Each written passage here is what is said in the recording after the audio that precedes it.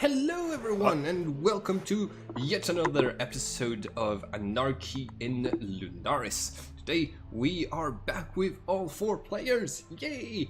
And we are ready to fight the good fight. Fight this creature that just attacked Vand, who's flying around. Now, I made a mistake last time. I forgot to give Vand the penalty for being surprised and not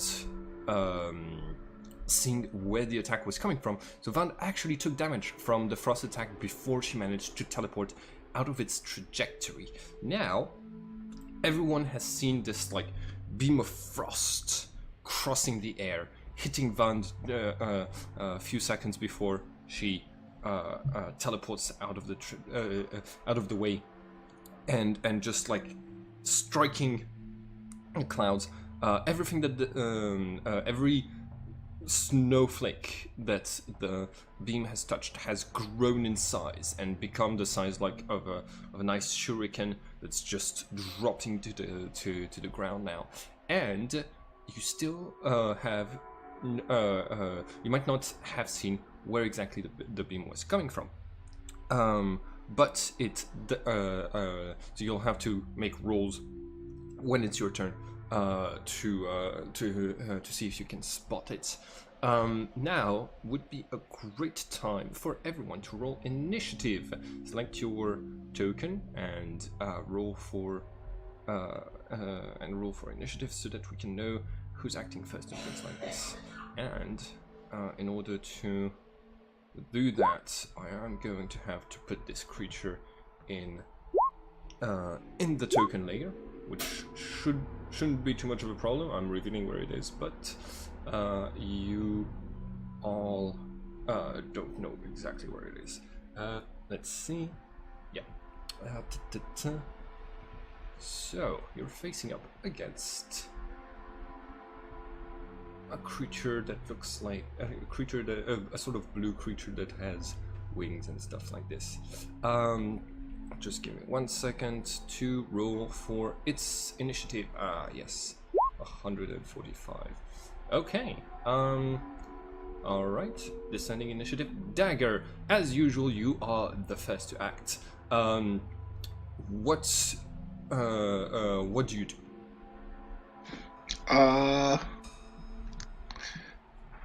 First, Dagger would like to take cover. Okay. Take cover and hide away from the direction that the attack came from. Okay. So you are on a sort of like steep mountainside. Okay. There's those pillars around you that you can see right now do exist. There are like rock protrusions that come out of the ground. Basically, there's a strong slope where the highest point is the top of the map and the lowest point is the bottom of the map, and you have to take that into account when you are moving. Everything is difficult terrain, so your movement speed is halved. And where do you want to take cover? You're probably going to have to go either down here or behind this thing here, which is gonna be difficult to go around. But yeah, which one do you go to? Seems about right. The closer one. Okay. This one is 30 feet to get to cover. This one would be 47 feet to really be behind it from where the enemy is. So you are going down this way. Can you make an acrobatics check for me to like run down through the snow?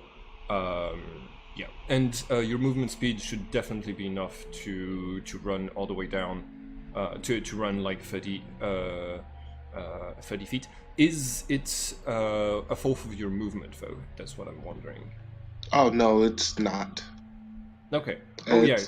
23 feet is the fourth of your movement, so that takes you 1 action to get to cover.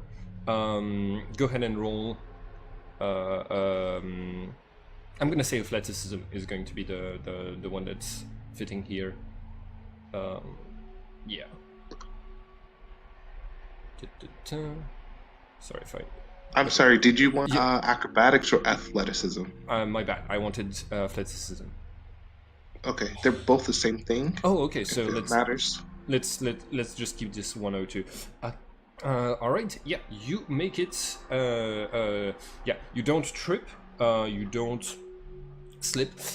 You make it to cover, and but you are going to notice something as you're drudging through the snow. You realize that like your movement has gotten like more snow to fall, and you like there's a section of the snow that you've carved with your feet that starts to slide under you, and you realize that the terrain that you're on might be prone to avalanches. So just so you know, moving around is and being loud and things like this is going to put you all in danger. Do you do anything else with your turn? You still have a couple more actions, I believe. Yes. I wanted to hide behind the pillar and to peek out and see if I could notice what just attacked Vand. Okay. You are going to have to roll for perception, and you're going to get a whole lot of modifiers while I try to stealth again. Hold on, I had already rolled for stealth. During the last game, we're gonna keep using that. Oh no, it was before. Okay, that was a while back. Blah blah blah. Defense.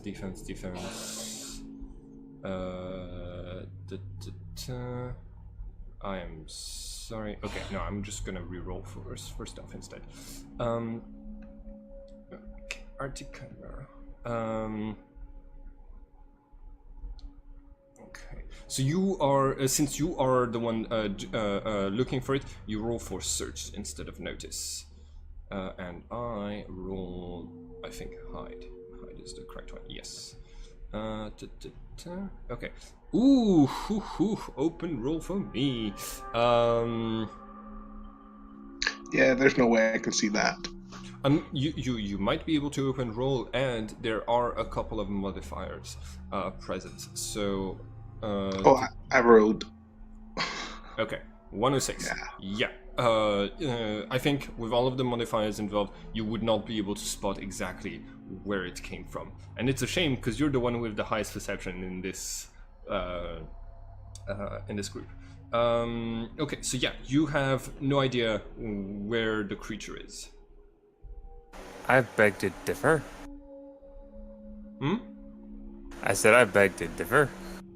Why? I have 120 in search, or 110, sorry. Oh, okay. My bad. Then you will have a good chance of spotting it. Oh, because we rolled notice last time, so that's why. Okay, Dagger, do you do anything else when you do not spot that creature? No. I'm just going to hide behind the pillar until I can see what it is. All right. It is now the creature's turn, and it's going to activate a power that it's been preparing for a couple of turns. Alright, so Ice Pillars.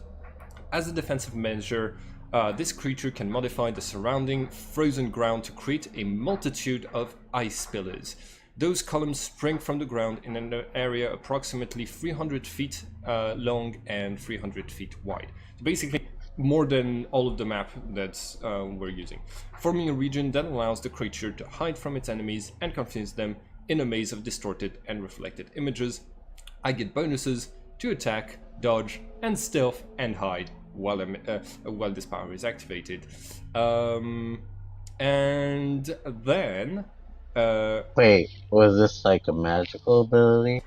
It's a natural monster power, but it is Okay. technically it is supernatural in nature. So but it doesn't look like it doesn't feel like a spell to rifle, and doesn't look like a psychic power to Van. So you don't know so if you talk together, you might know that it's either a key power or a monster power. Okay, and so I believe that is a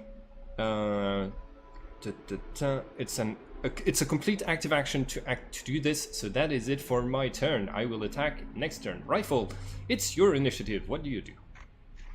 Okay, so I was thinking of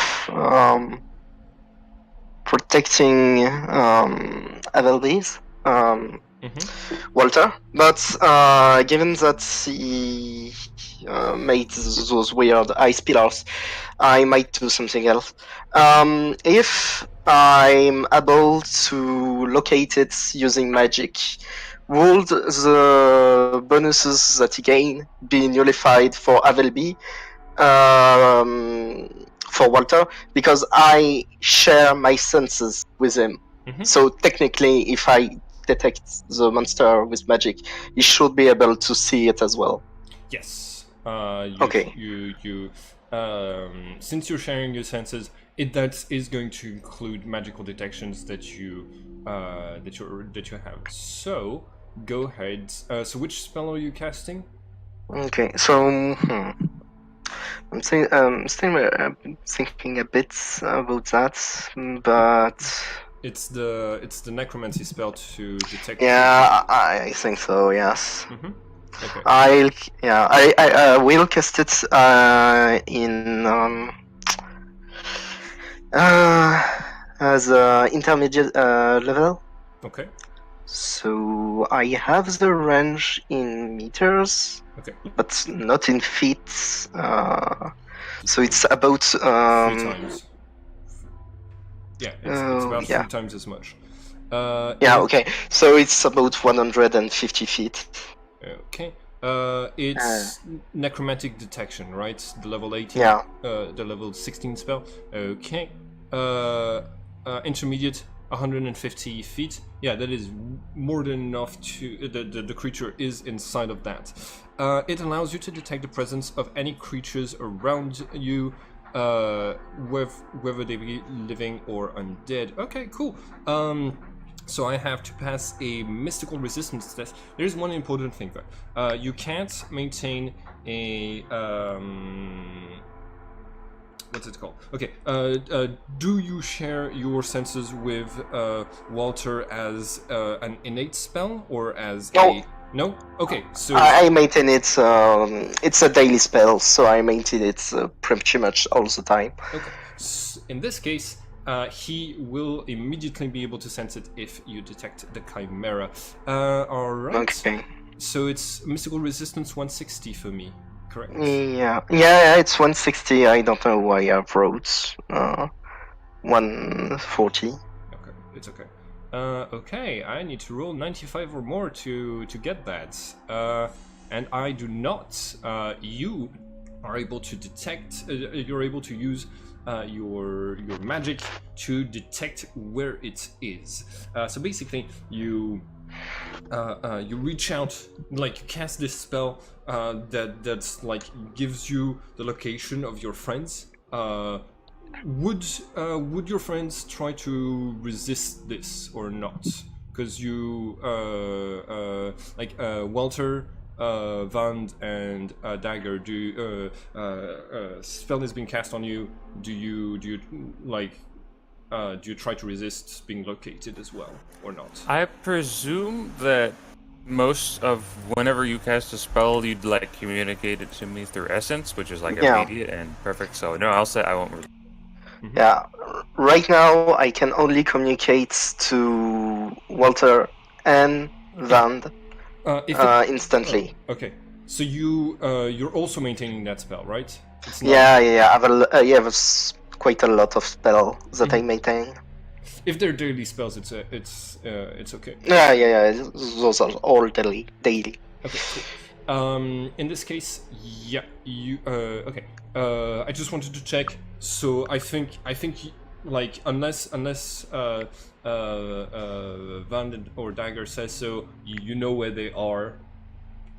As well, you can feel their presence, and you detect this this presence. It's not an undead creature; it's a living creature, and it's a little bit above you. And right now, it's striding around through the ice pillars, and it's like it's going slowly in order not to be detected, and it seems to be like pacing around the area where you are, kind of like a predator is like pacing around his prey looking for an opportunity.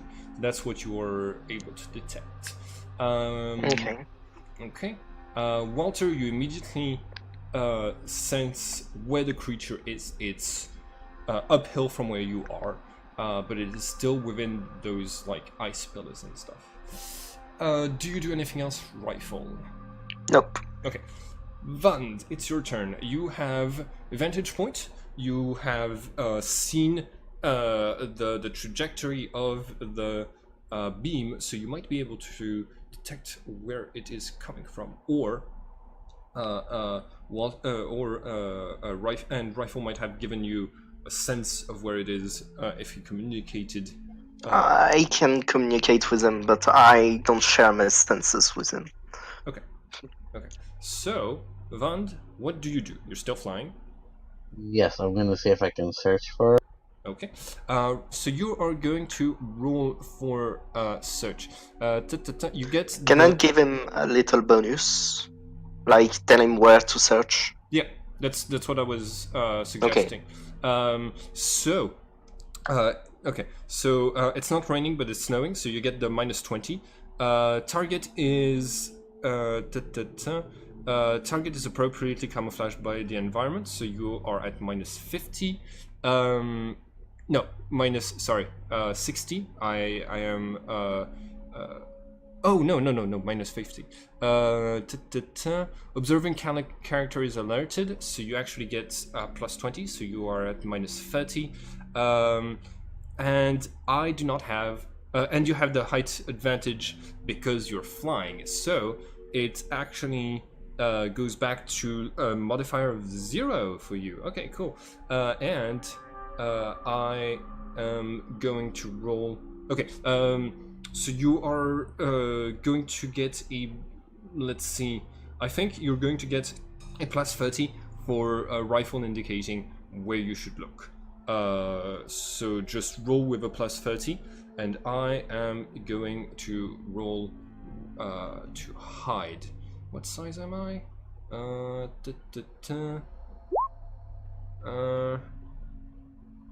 probably, I'm probably 18 or larger.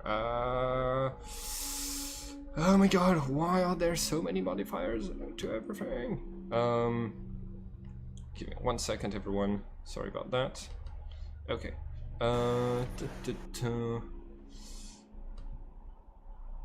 Arctic Chimera. Arctic Chimera. Here it is. Size 22. Yeah. So I'm too big. So I'm big enough to have a -20 modifier to hide.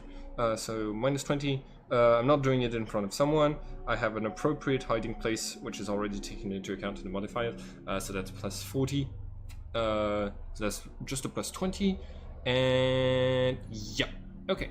I roll with a +20. 2, hide. Okay, cool. Sorry it took so long. Okay. Yeah, this so Vand, you catch glimpses of the creature, but because the ice pillars are reflective surfaces, you you catch sight of some reflections, and like at some point you're pretty sure you see it, and then it moves by a couple of feet, and it just disappears because like what you were seeing was just like a mirror of the creature. So you are not able to pinpoint its exact location. You have an idea of the area within which it is if you have an area attack, which I think you do. I have With the ballistics. psychokinetic. I can do an area attack with.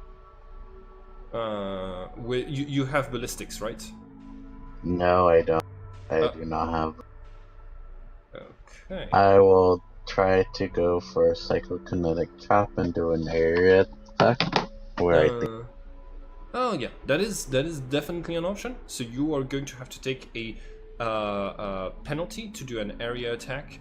Well, the area attack is, it says you just take a -2 to the, and it depends on my. Oh. Okay. Give me 1 second. Psychokinesis. It is a weaker trap, but it Okay. is still It's there's not like negative projection. It's -2 to the strength. Okay. Yeah. That's pretty fair. Cool. So you are like immobilizing everything within an area. Okay. Ooh, so I rolled really shitty again. Okay. Wow. And since you haven't exactly spotted where the creature is, you are going to get some penalties. Special combat situation. You're going to have vision partially obscured, so you have -30 to hit it. It's not totally obscured, but yeah, you have a -30 to your projection to hit it. Can it see psi stuff? Because I think the trap is invisible. Okay, Avelby, would the trap be visible if it was to the person that it was aimed at? I believe so. Okay. I think the idea is that they are no. visible unless stated otherwise. Are you checking? No, it's actually the opposite. Unless it says it's visible, it's invisible. That's what I meant to say. I'm sorry. Okay, So so I have to double check it. Let me just double check. Because Okay. I copied it, but I don't know if I left that out. in this case, I am going to have the penalties of not being able to see anything.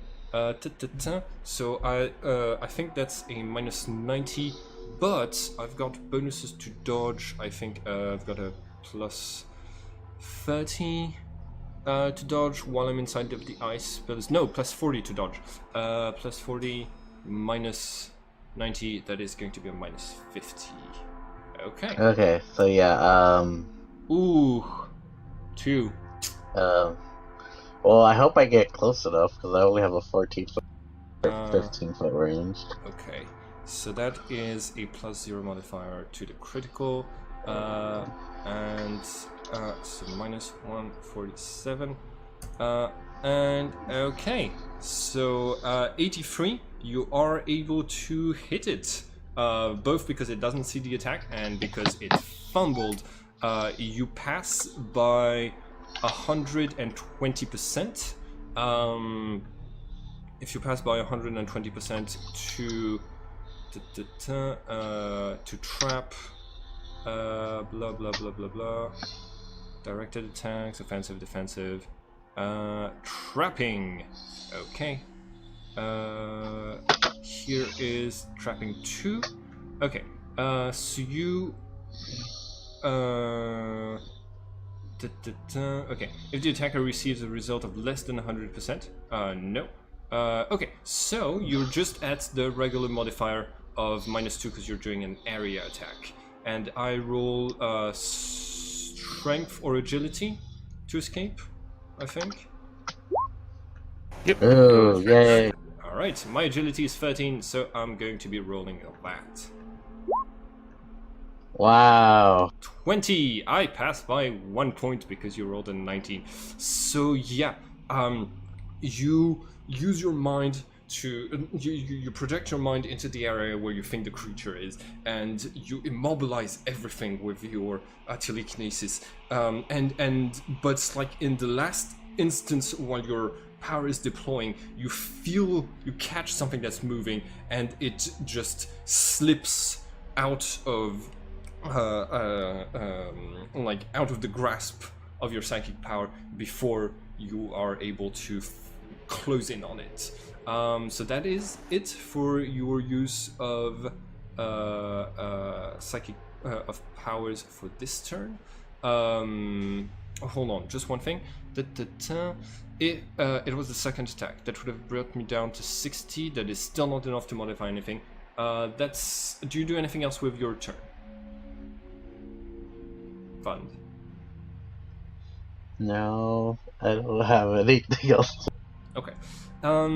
Give me a sense of how you're flying. Is Vand just flying around in circles at the maximum speeds that her flight power allows her, or are you stationary? Because that will modify that will modify how easy it is to hit you.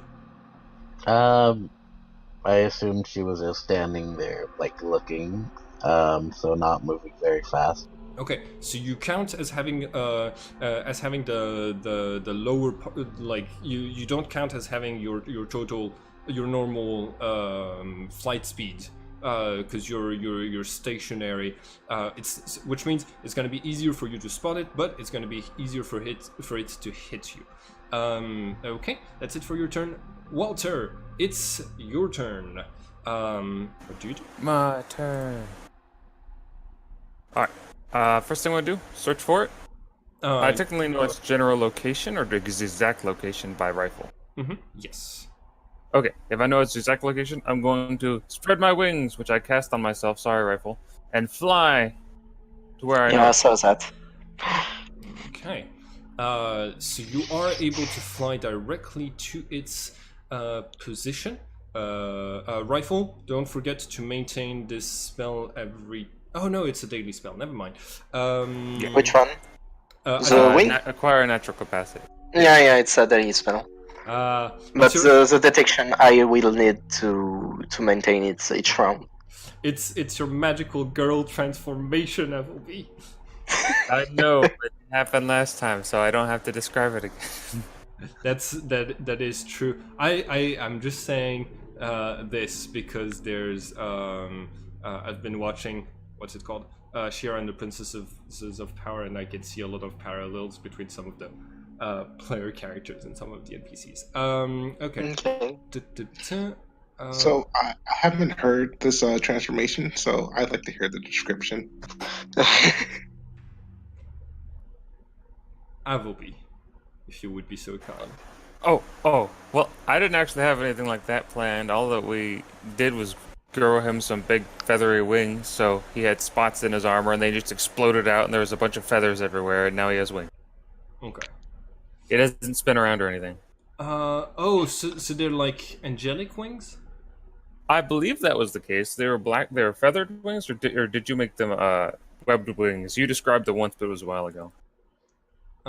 I think when he Rifle. gave them to an undead, Rifle made them more like bat wings.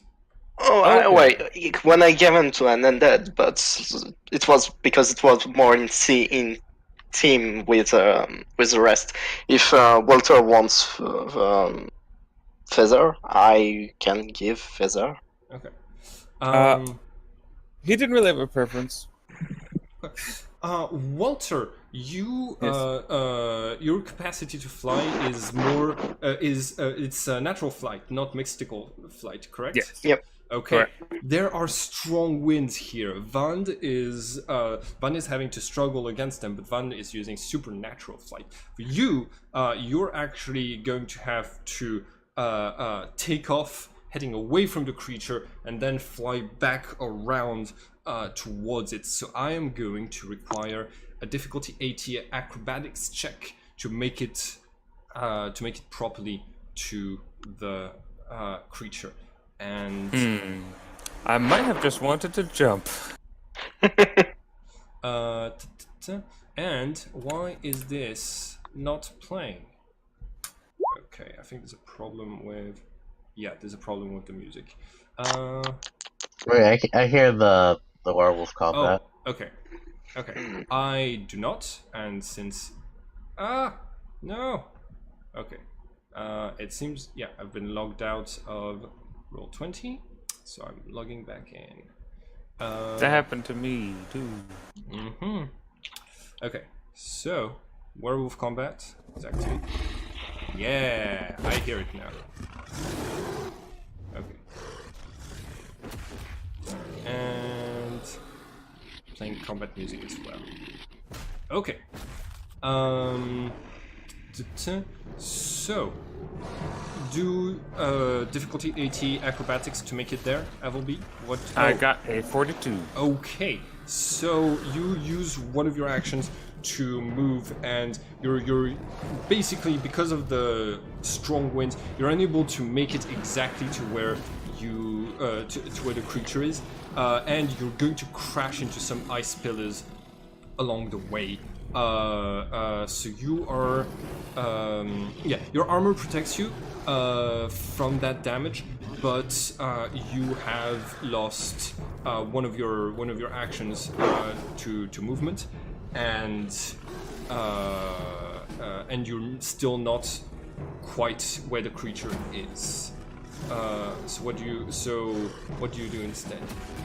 Understood. Am I still like on the level, the elevation as same elevation as it is? We're gonna say that yes. You're gonna need to use another. You're going to need to move through the ice pillars to get to it. Yeah. All right. In that case, I don't really have too much more I can do right now, but I will say that I am on the defensive. Okay. Or not in the bad way, but as in I'm taking defensive actions and not taking offensive actions. Okay.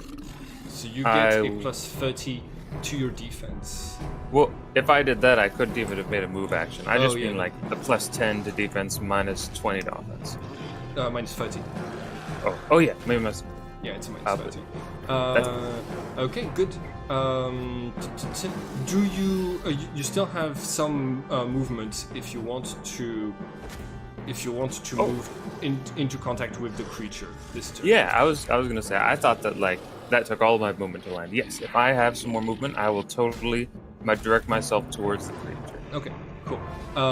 So you have used 2 actions. If you have enough actions to do a series of attacks, then you will be at minus 40 because of how much you moved. Minus 40, just give me 1 second. How much is your agility plus dexterity to determine how many actions you have? I have 20 between the two, so I should have like 4 or 5 actions. Yeah, you should have enough actions. And a series of attacks is just 1. 20 gives you 4 actions in total, so you still have 2 actions you can do. So you can do a series of attacks if you would like. I'll just take the 1, and I'm at negative 70 for this attack. Oh yeah, because you're on the defensive and stuff. Okay, cool. Yes. It's not my first defense. So I'm gonna have a minus 50 to dodge. I have not spent fatigue. So, yeah, I didn't spend fatigue since we left. Yeah, so I'm just gonna spend 1 minus 70. So it's actually just a minus 10 because I'm inside of the ice pillars. That's not bad. He has good defense though. Yes. So you, you charge it, swing rifle around in an arc, and the creature just like sidesteps and moves to moves in a position where you basically like your sword is stuck by one of the ice pillars before it can reach it. It looks like this. It's an Arctic chimera. It's this huge sort of like weird tiger with the heads of 2 wolves. Each of the heads has a horn like a rhinoceros but made out of ice. It has 3 wings and it has a serpent tail. On top of this, it seems to be moving through the snow as if it was extremely light, despite its huge size. So it's barely leaving any footprints in the ground, and it also seems to be accumulating magical frost energy around the mouths of both of the wolves. I think it's the wolves that do the blah blah blah, the ray of ice. Yes. Okay, yeah, the two wolf heads make the ray of ice, which is what I'm gonna do next turn. Any other action, Walter?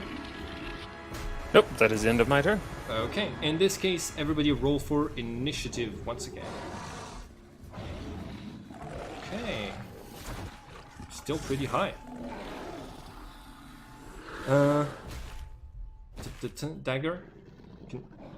Yup. Okay, Dagger is still ahead of me. And Van, can you roll for initiative, please? With Alpha-Beach? Yeah. That was like the first over 50 open roll I've got, or over 50 initiative roll that I've gotten in like 3 or 4 games. Nice. Okay. It seems the initiative order is exactly the same as last time. Dagger, you were the first to act. You've seen about where Walter has landed, so you got a sense of where the battle is taking place, and you are hearing the echoes of rifle striking against ice pillars, but there's still a strong wind, so not exactly like able to pinpoint exactly where everything is without making another search test. So what do you do? Okay, hopefully Walter has it distracted, so Dagger is going to try and sneak around. Okay, so you're trying to sneak on the sneaky monster. It's okay. It is within your. It is within like half of your movement speed. So by sneaking, you would be able to try to make it all the way back to behind it. You still don't know exactly where it is, so I'm gonna need you to make a search check first, and you can use your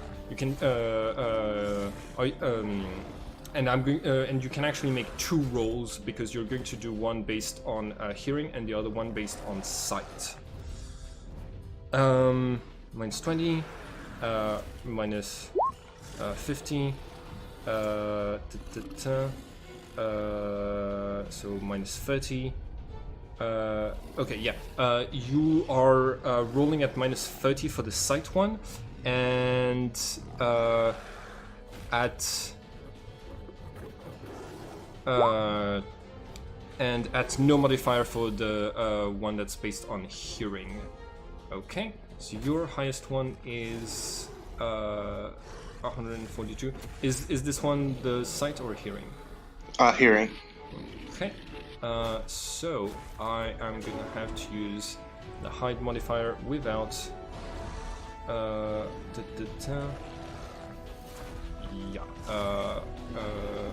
I technically have plus 40, but I am gonna have huge penalties because I am fighting actively. Okay. Yes, you are able to spot it this time, thanks to the fact that it's fighting Walter. Okay, you're trying to sneak on it. Go ahead and roll stealth. I believe is the one to to sneak on a creature against my perception. And let me tell you, my perception is pretty. Wait, what? What the hell? Aha. Yeah, I didn't put in all of the stats. That's why it was weird. Okay, cool. For a sec, I thought this creature was actually really bad at at spotting things. Okay, so 30 for track, search. I don't need search right now. Notice is a total of 180, so 150 here, and let's roll. Oh, yeah. So I got more in my stats than you did on your stealth check. Oh yeah, you try to sneak up on it.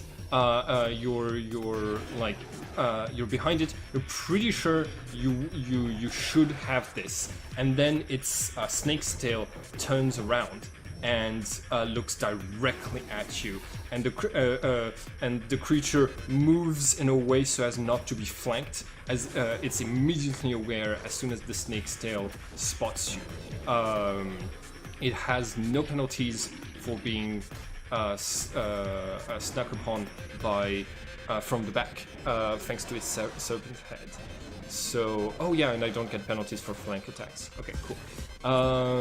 But you're still within range if you want to try to attack it. About how far away from it am I? You can move to be in contact with it if you so choose. No, I'm just going to throw one of my daggers. Okay. Throw one of your daggers from a distance. Go ahead and roll. You are going to have a couple of modifiers because it's a thrown weapon. But I am first defense of this turn, so no penalties. And you are going to have defense against projectile. Oh yeah, it's a projectile. And projectile modifiers. Okay, sorry. So this is for you, and this is for me. I'm trying to dodge. It's a thrown projectile, so no penalties. Yeah, no penalties. Is it a large target? Yes, it's size 22. Okay. So, yeah, you have moved more than 1/4 of your movement value, so you're at -10. You have poor visibility because it's snowing, so you're at -30. It's not moving, and it's a large target, so you're at a modifier of 0 for your attack. And I am also at modifier 0. So yeah, 279 to dodge for me. Go ahead and roll. Go ahead and click the attack button. Wait, you're throwing the Banshee's dagger, or? No. I just don't have a normal dagger. Okay. Written out. For the stats, got it. Just click on attack. It's lost in the snow. 250. So yeah, so like you prepare your throw, you aim, the dagger whooshes through the air, and the Arctic Chimera sidesteps it with like an ease and a grace that you haven't seen before. Your dagger impacts one of the ice pillars with a twang. Again, making some noise, but you're thinking that as long as there's not too much shouting, and as long as you're not using your the dagger's power of the Banshee's voice, you shouldn't be causing avalanches just yet. Do you do anything else? Do you do anything else with your turn? No, that's the end of my turn. Okay. Alright, so you all are much closer to me than I would like. So I am going to stealth back. I'm going to disappear back into the through the ice pillars. Normally this would give me a -200, but since I have the ice pillars modifier, it's only a -40. So everybody roll for notice. Everybody who spotted the Arctic Chimera, roll for notice, and I am going to roll for stealth. Everybody, you're getting some modifiers. I am sorry. Low visibility, so -30. So -20, -50. And you're alerted, so that's +20. So you're at minus. Okay, so Vand, you have no modifier because you have the height advantage. Everybody else has a minus 30 to their check. Should I roll as well? No, rifle. Thanks to your spell, you're able to keep track of exactly where it is. Okay. I'm maintaining it, so I lose mana per turn. Okay. Wait, what's the modifier for me? Oh yeah, minus 40 to the sphere in front of you. Okay, so Vand, you lose track of the Arctic Chimera. Everybody else does not. So the only one who has who doesn't see the creature very well is Vand. I think, yeah, I'm gonna attack from a distance again, but who do I see as the most dangerous target? Okay, Walter is definitely a very dangerous target. It's gotten the closest to attacking me. It noticed me very quickly, and he's bulky and has armor. Walter, you roll for defense, please. I am shooting a cold beam at you. All right. So this is a fire projectile. Yes. I will apply the appropriate. Oh, 1 second. However, I am flying now. If it's magic, it's launched. A throw. It's thrown? Thrown. Okay. Yeah, it's magic. Oh, yeah. I didn't realize I can do 2 attacks if I start the combat in contact with someone.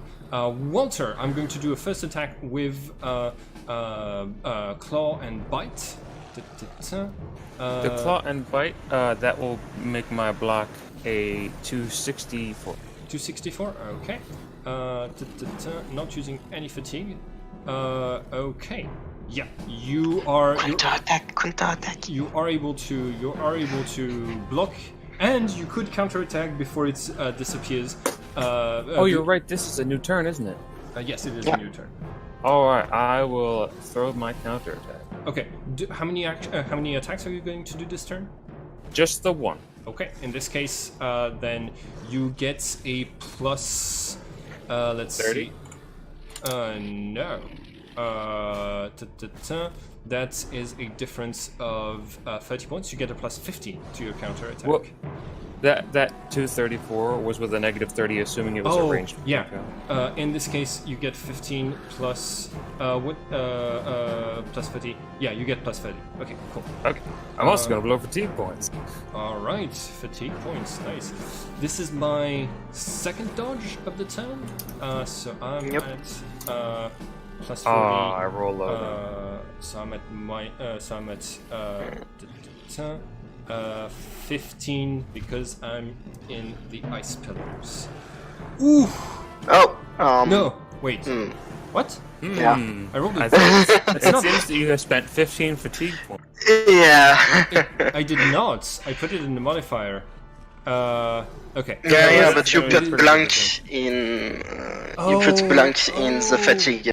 Okay. So I need to put 0 instead. Good. That's good. Yeah. To know. Okay. That's But 205. That's 220. So you are able to hit for 10% of your weapon's damage. Ah, sweet. Okay, that is 100. So, well, it's 10 damage or 100 base damage. Okay. So I am at 50. I am still going to retreat away from you, and since you used your attack, you are not able to attack me to get an attack of opportunity while I retreat. But you have put me on the defensive, so I can't do the ice beam, and that's gonna be it for my turn. I'm just moving away from you and trying to hide to no avail, because only Van loses track of me. Rifle, it's your turn. What do you do? Yeah. Am I in a position where I can cast Drain Magic on him? You know where he is, and you know his ice pillars might help him defend a little bit against your magic, but you would be able to target him and hit him. Yes. Okay. Yeah. Does it seem like he sees magic or not? You wouldn't know. You know you hit him with the detection spell just fine. Okay. Well, so I do it. So in basic. Okay. And here my offense. Okay. This is my third defense, so I'm at minus 10. Okay. I dodge out of that one. Okay. So you create your spell to drain magic. You just throw, you cast it. It doesn't hit him, and it doesn't hit anything that you can drain magic from, unfortunately. Okay. So that is. But yeah. Does I sense his movement or yeah, not? Yeah, you. Okay, so you are able it to does seem like he sees magic. Oh wait, no. I do not see magic. I think. Oh, okay. Hold on, just give me 1 second. Supernatural human characteristics. Yeah, I do not see magic, so I would have had a minus 90, bringing me to 143. Still sufficient to dodge that. Okay. Basically, it's even if it doesn't see it, it is going. Yeah. Okay, cool. He jumped out of the way when he feels like there is something that tries to pump his magic out of him. Exactly, like he feels the start of the effect and he like moves out of the way.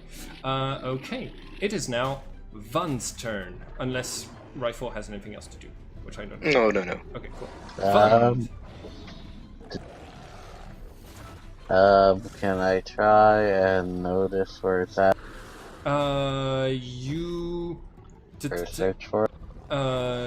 it will take one of your actions if you do so, since you've already rolled notice this turn when it's camouflaged itself. So it will give you a minus 20 to whatever you do afterwards, but yes, you can roll for search and force me to redo a stealth check. I will search for Okay. Okay. Go ahead and roll. Okay, that is sufficient to pass the stuff the height that I had before. You are able to spot the Arctic Chimera by spending a little bit of time looking around. So you're all aware of where it is. It's downhill from you now. What do you do? I will try Psychokinetic Trap again, because I don't want it to move. And Alright.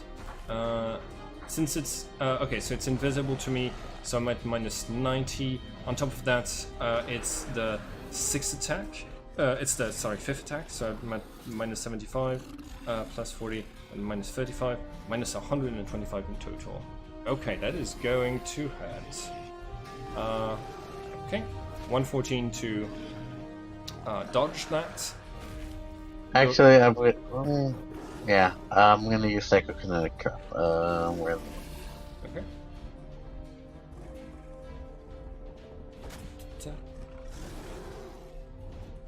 Yeah, it's already the one you'd clicked on. Okay, go ahead and roll potential and projection, please. Oh, psychic tracking is the one you had clicked on. Okay, potential 160, so it's a strength of 10. A strength of 12, actually, since you. Yeah. Okay, since you have courage. And projection? 205 against my 114. Actually, it's 235 because I get plus 30. Ooh, okay. So since you passed by more than 100 points, you have no modifiers to your strength check. So it's a... so go ahead and roll with strength 12 against my agility strength 13. Ooh, I only roll a 19, but you roll a 17. So you, so once again, it slips out of your power before you're able to finish like catching it. You feel basically like you're about to catch the slivering of its tail, and just like gets out of your way. Before you get it, but that like if you do manage to catch it, it will be very like vulnerable. Walter, it's your turn. You're still conscious of where the creature is thanks to your magic power. Do you give it chase? I will pursue it. However, would I be able to like just jump down there this time instead of flying? Yes, if you Okay. would like. Would you like to roll for jump? Yes, I have much better jumps than I do acrobatic. Okay. In this case, yeah, it's going to be a difficulty, I'd say 80. That passes. No problem. You Junk. basically, yeah. Do you want to land like on one of the ice pillars that looks like you could step on it? Do you want to land in snow next to it? Would there be an ice pillar in such position as that I would be able to, like, get a high position advantage on it? Or yes. okay, I would like that. All right. So you have the higher ground modifiers, and okay. And I'm now at minus 100 to defend because of how many attacks. Wait, no, you already used your attack. I was gonna say, unfortunately for me, I have already attacked this turn, so I'm just here now. Okay, you just caught up to it, and it seems very frustrated at you for doing that. Okay, but it also means that I can attack you first, then retreat, then ice beam you next turn if you don't put me on the defensive. All right. But if I get a counterattack, I'll have that height advantage. Yeah. New initiative, everyone. New turn. Ooh, that is not good. I'm lower than before. Ooh. Oh, that's a 1. I already had 0, so I'm just at 0. Oh, and you surprised me. Oh my god. Yeah, I do. I really do surprise you. Okay, you're in deep trouble. Everybody's rolled. Yes. Sorry. I said that. I didn't even know. Aval, Fernando, Dagger, Rifle. Okay, cool. Dagger, you're the first to act. You know where the creature is. You've been keeping track of it. You are able to aim at it from where you are if you want to fire at it. No, only have my dagger, my Tonto, dagger of Banshee, and Tonto left. Okay. So dagger is going to try and sneak up on it one more time. All right. So go ahead and roll for stealth. So you are. So you get the. Okay. We'd said you were wearing like a hunter's thing that would give you the modifiers of being like somewhat camouflaged in the mountains. So you actually have. So there's snow minus. So there's. So I have a minus 50 to detect you, but I am alerted, so it's just a minus 30. And you have the height advantage, so you're good. So I'm at minus 30 to detect you. I see 360 degrees, so I am not bothered by by where you're coming from.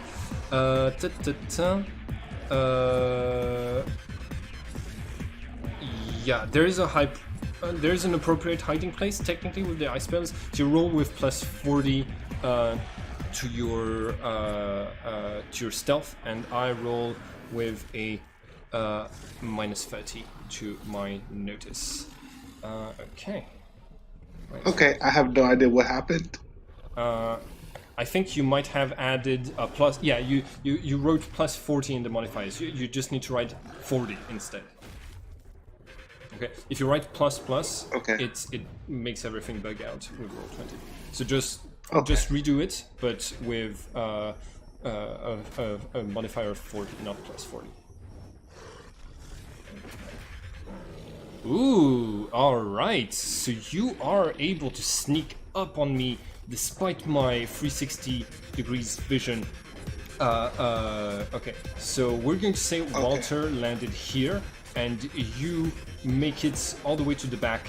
But basically, like, your approach is not to like come from the back where the snake tail is. You're coming like from the side and like using the ice pillar's reflective abilities to conceal where you're coming from. You surprise it. I have -90 to defend against your attack if you choose to attack.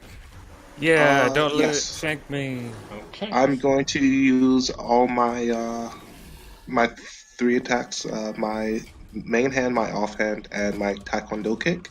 Okay. And I am going the +30 to attack with no defense at all. Oh, you're going with no defense? Okay. I'm going to take the, at least for the first attack, I'm going to take the modifier to not be put on the defensive. Appleby, that's a -80, right? -80, yep. Yeah. Oh, I didn't know you could do that when I was making... So I'll just take the normal +10, -30 dodge. Okay. Because like, if I successfully defend, I can counterattack you if I haven't been put on the defensive yet, and I wouldn't. And if I do that for the first attack, I have less chance of being put on the defensive. So that's why I'm taking this thing. But it puts me at -170 to dodge your first attack. Oh, so you're not taking attacks? Sorry, what? Were you saying you were tanking attacks? Oh yeah, basically I'm tanking the blow, getting a huge penalty to my defense so that I'm still able to attack even if you put me on the defensive with this first attack. Okay, yeah, You could go for a headshot. Okay. I wouldn't. Actually, yeah, I would. I would. You still go full attack? Yeah, I'm going full attack. Okay. All right. It's what dagger would do. All right. I rolled 163 to defend. Go ahead and do your thing.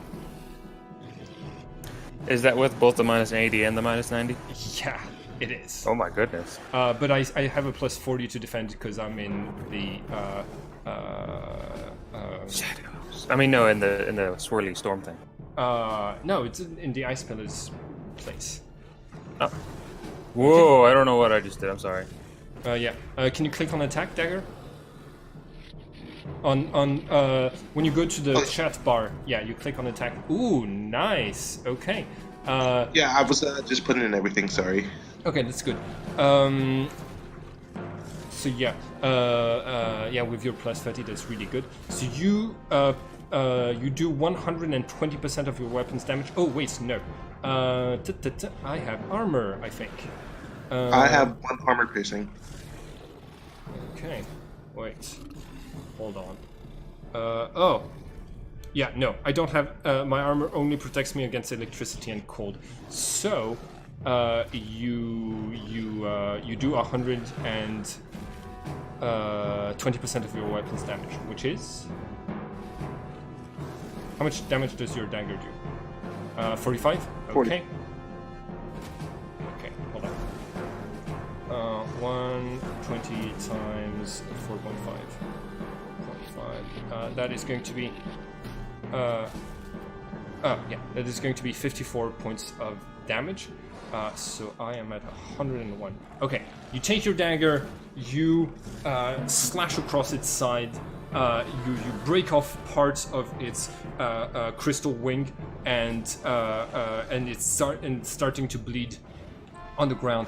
It viciously roars at this, but it's going to. But now it's not surprised anymore. So I'm not going to take the penalty to counter. Do your second attack, and I'm at -25. This plus 15. Plus 15.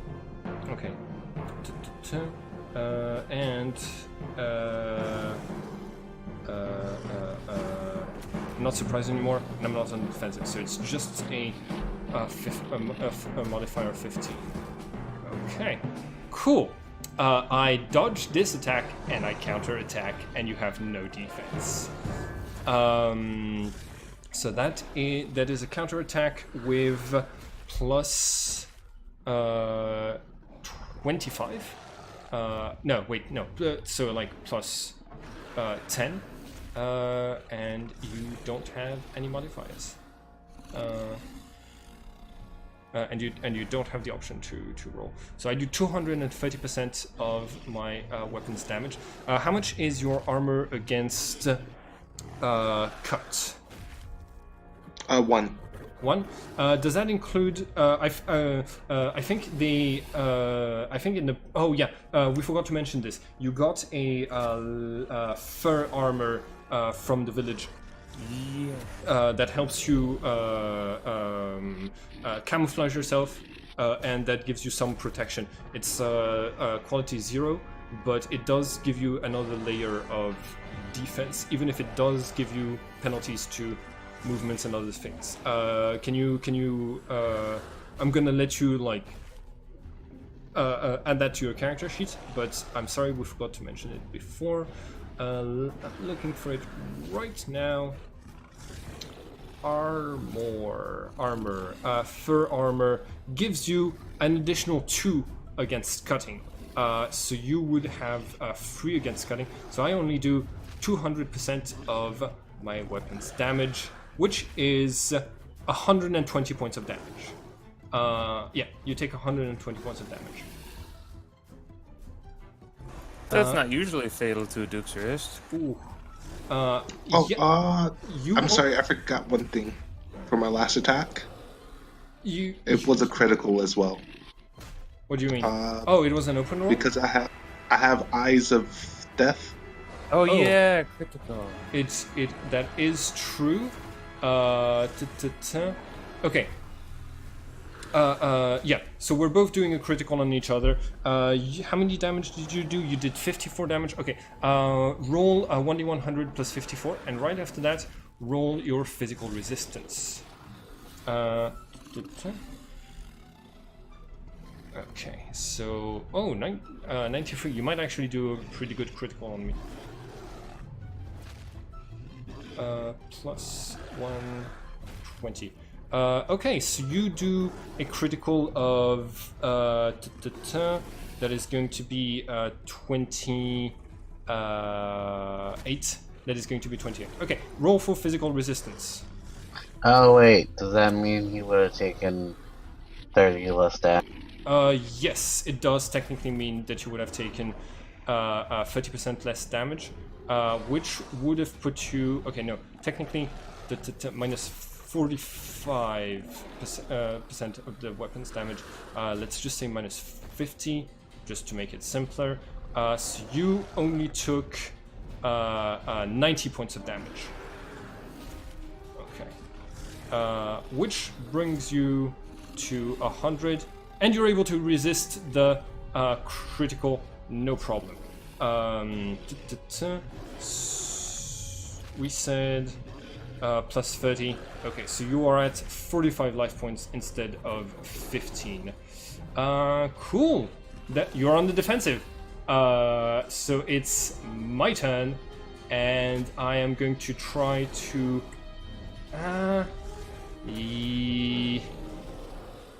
No, I'm not going to try to sneak around again.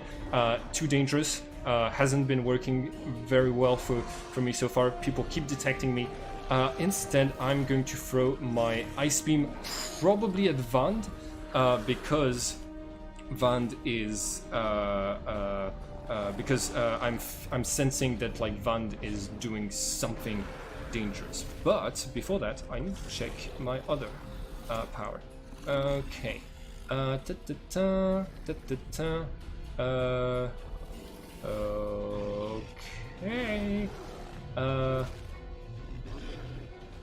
Yes. Okay.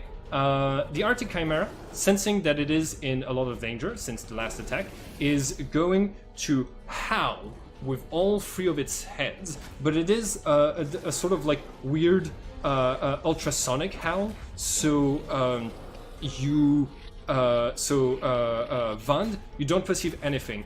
Walter, because your kind uses ultrasonic to communicate with animals, you definitely hear this howl. It's very strong. And as a Duxarist, Dagger, you are also able to perceive it.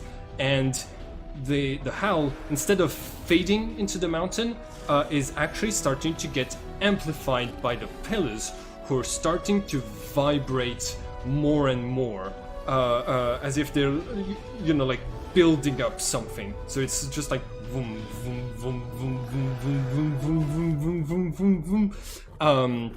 And it's going to do that for a couple of turns, and I can still attack Vand with my laser power before I start running like hell, because this is dangerous. Okay, Vand, roll for defense. And I don't think I have any penalties. Oh wait, cancel. Blah blah blah. I'm pretty sure I have a... Yeah, it's a -20. Okay, cool. Alright. I've already used fatigue this turn. And, oh, I get a +10 to attack. I keep forgetting, because I'm in the ice pillars. Okay. Wow, I'm so bad right now. So you are... I'm not gonna take any damage, but I'm on the defensive now. Yeah, you're on the 2 points. You're on the defensive. Like, it's been so hard, like, moving... Oh, no, wait, do you have any armor against cold? Yeah, I have. Then you're 8 not on armor. the defensive. Oh, Yeah, okay. tons of armor. Yeah. I have 6 armor. So yeah, your armor allows you to defend.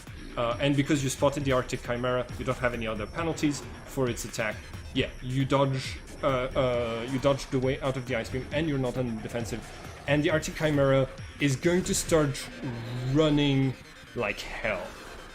Even if that means getting attacked by, getting a surprise attack by Walter. No, I can cancel I can't this. attack him.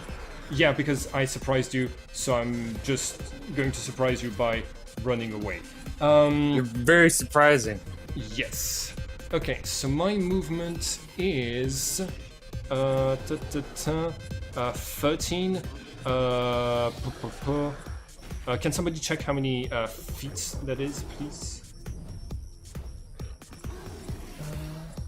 250. 250. Okay, cool. So technically, yeah, I'm leaving the map basically. He's running, not technically completely downhill, but like away from you quickly, and it seems more like he seems to be less trying to stealth and more trying to get out of the ice pillars area. Can we follow him? Yes, absolutely. Rifle, it's... Wait, why is Vand... Yeah, no, Vand is supposed to be next on initiative 10. Do I try to... Wait, do I have enough actions to stealth? I do, and I'm still inside of the ice pillars, so I'm going to try to stealth again. Vand and Dagger, roll perception, please. I have Perception? yeah, no, not perception. Notice. It's to keep track of where I am while I'm trying to hide. Okay, so I have +40. I have -40. So I have a modifier of 0. Van, you have a modifier of 0. Dagger, you have a modifier of -30. And I think that's it. Yes. Okay. Oof, not good. Yeah, both of you, all of you are able to keep track of where the Arctic Chimera is. It's bleeding on the ground, so it's really easy to like to keep track of it, and it's not very good at stealthing as it's running away. Vand, it's your turn. You see exactly where it is. What do you do? I'm gonna cast Shatter on. Ooh, okay, so you're basically Big just deadly powers. trying to break its body apart. So wait. So if I try to do it twice, I can do them at 7. Okay, give me 1 second to check on your character sheet. How much is your potential? 140. 140. So you would be able to do 2 of them at... wait, it's a +5 or a +10 when you split... no, there's no... wait, hold on. I don't have that advantage. No, you don't have that advantage. Okay, so you would be able to do 2 rolls at 70, which can be dangerous because it augments your chance of failing, but it would allow you to do 2 attacks. Wait, you don't have Shatter. Yes, I do. Oh, it's here. Sorry, yeah. You do have Shatter. Okay, at 70, it means you have a very high chance of failing if you do it twice. So it's up to you if you. Well, Shatter is an attack, right? Yes. Oh, yeah. So you do. So it does get boosted. So you have a 10% chance of getting some fatigue. Oh wait, no, I have to hit 120. Damn, that's hard. Yeah. You have to hit 80, and then you have to hit 120 to get boosted to 140. So you have a 50% chance of getting damaged from that if you split it. And since you're I'll just do one then. You'll just do one? Okay. So go ahead and attack. I don't think I see it if I didn't see the trap. So I'm at -90 plus the fact that it's my second. What the fuck? Oh, okay, that's a lie. Yeah. It does this very often with psychic potential. Okay. Okay, so I have my back turned to you. Wait, but that doesn't matter because I've got the snake tail. I have... give me 1 second to calculate everything. Okay, so I don't see this, so I'm at -90. I'm still inside of the area that gives me a bonus to defense of +20. Also, I realize psychic abilities are considered fired projectiles, so even if you dodge, you still get a minus. Oh, I get a minus what? 50? 30. 30, okay, cool. So I'm at -30, +40, that's +10, and then... does it have mastery and dodge? No. Oh, then yeah, if you have mastery and dodge. +10, +10, and what was the thing I was applying? Yes, not my first defense, so I'm at -15 because it's the second defense for this turn, I believe. Yeah. Third. Doesn't matter. Yeah. Ah, god damn it, why? I open roll, I make it out of the way of your ability to shatter.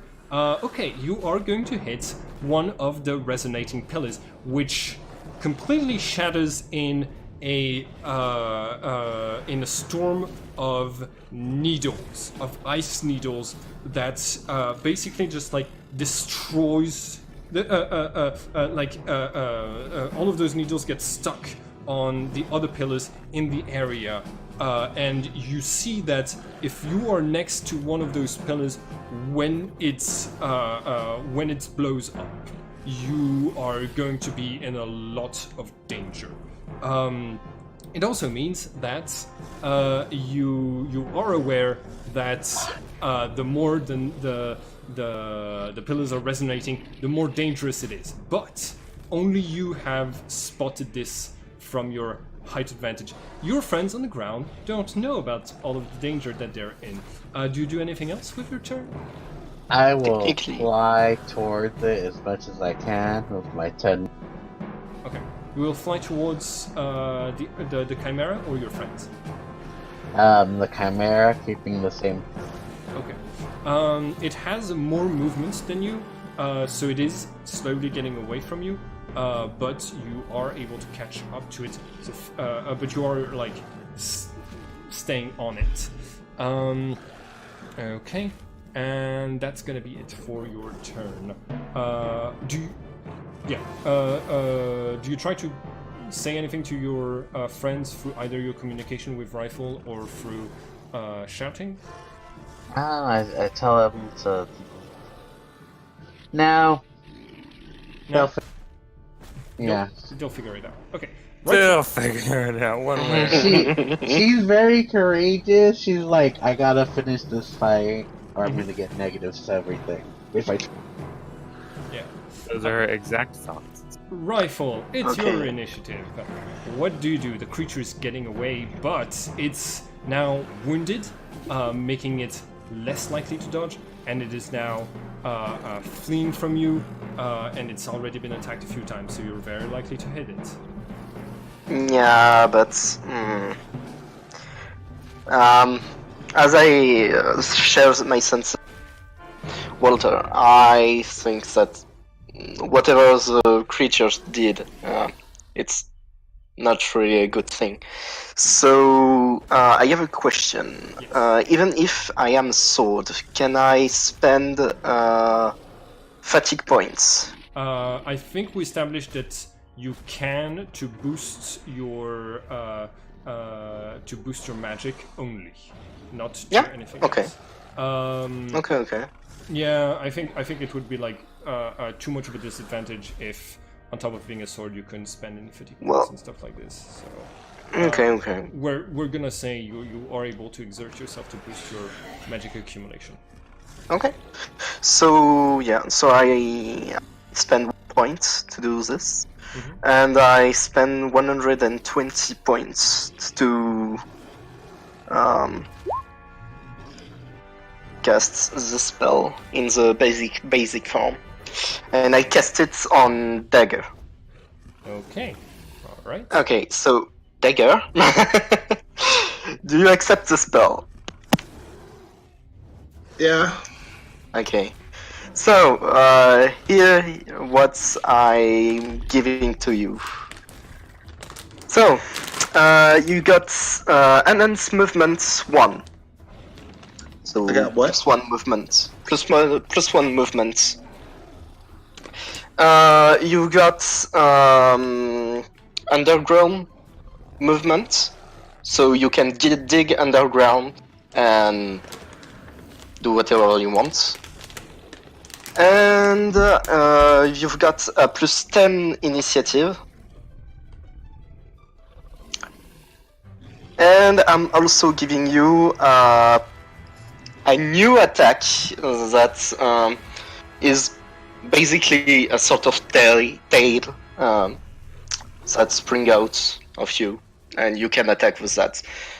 It's only a minus 60 attack, but you can attack with that. You said minus 60 attack? Yeah. Just to that one additional attack you just got.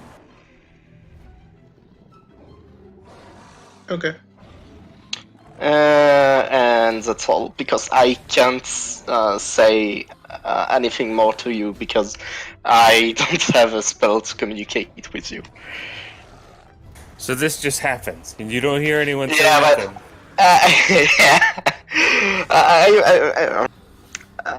If Walter is fine, I tell him what I want to do with you, because Walter will be fine. He'll just spread his wings and leave the ground, and will be out of the pillars in no time. But I have doubts about you. So I want you to dig up underground and just leave the zone like this. You are able to move at full speed through the ground as long as it's not rocky. Which you're in the mountains, so it's actually going to count as a difficult terrain for you, having your speed. But it also means that you would technically be able to sneak attack from the ground if you are able to catch up to the creature with that movement. You get an additional attack at minus 60 on top of the other ones that you've had, bringing you to either 5 or 6 attacks. Oh, it's only 4. Okay. You've got your main attack, offhand attack, taekwondo, and since you have more than 100 points in attack, you are able to give yourself a -25 for a second attack with your main hand. So you already have 4. And then with the scorpion tail, that would bring you to 5. Okay.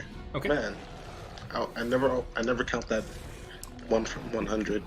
Yeah. Every 100 points that you get, you can take a -25 to all of your attacks in order to get to do an additional attack. That's it for Rifle's turn. Walter, you're very slow this turn, but you're here. It's your turn now. You were surprised when the creature just like vanished in front of you, but you are able to keep track of where it's heading. And yeah, what do you do? My only option is to pursue it, but I cannot move near that fast. Mm-hmm. My flight speed is only 1 lower, but I still move much slower than that. So, Okay. Your flight speed is 12? yes. Okay. But that's a difference of 90 feet per turn. Okay.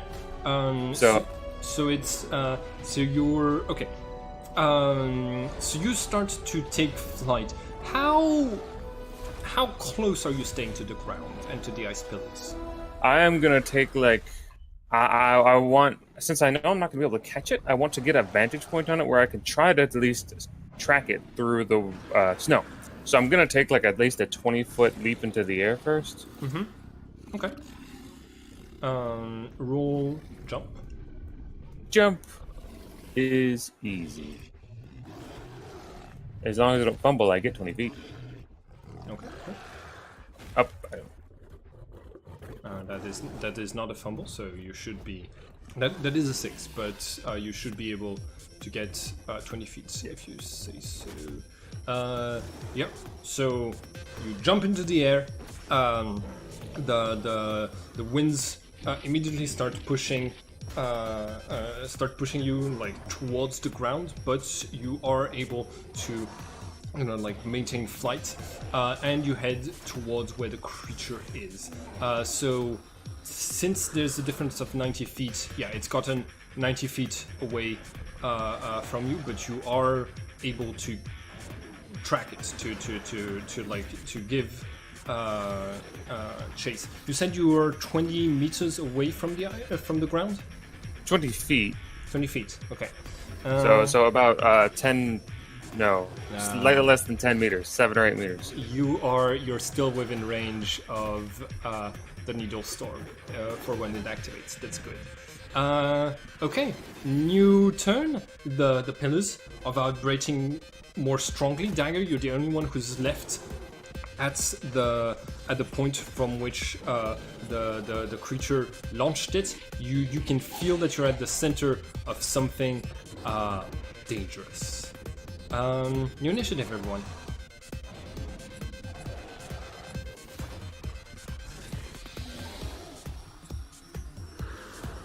Okay. Yes, I beat it. Yeah. I do have penalties from the critical, so it is understandable. Sorry, I forgot to add my +10 as well. Oh yeah. By the way, Dagger, you got a +10 from. You got a +10 to your initiative from your mole transformation. Rifle, what does Dagger's transformation look like? And let's imagine Dagger is spinning around with the magical girl transformation thing going on while this is happening. What does it look like, Rifle? You're giving him an extra attack, like a scorpion's tail or something? Yeah, I gave him a scorpion tail, but it will be more like a new arms, because I didn't give him a natural attack, natural weapons, sorry. Mm-hmm. So it does not have claws or anything like that. So it's more like another hand that he can use to punch things. Yeah. So he is Scorpio for him. Yeah. you had mentioned Vand that you thought his character had parallels to Scorpia from She-Ra. I remember. Okay, and what about his And underground his movement? hands will get like tiny claws, not really useful for combat, but useful for digging into the ground. Same for his feet. That's and well, I don't really know how to illustrate the +10 initiative. Okay, But that's good. well, That's still pretty nice. Okay, so Dagger, you've been transformed. It's your turn. What do you do? Okay. Since everyone's flying, Dagger uses his move to run and try and get within 150 feet of the Chimera. Okay. What is your movement speed? Like how many feet are you able to move? Because I moved 250 feet away from you, so you only need to move 100 feet to get within the range that you specified. I have no idea what a 12 movement speed is. Let Oh, me it's still it's pretty good. You would be 160 feet. It's 150 feet, so you are able to get within 100 feet of it, exactly where Walter is. Okay, I'm going to move within 100 feet of it. Okay. 150 feet of it, and then I'm going to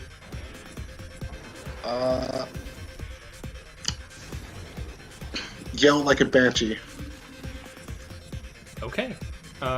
You're doing the Banshees yell. So you're staying back from where you're not running up to the top of your movement speed out of the crystal pillars. You're just staying within, like you're still staying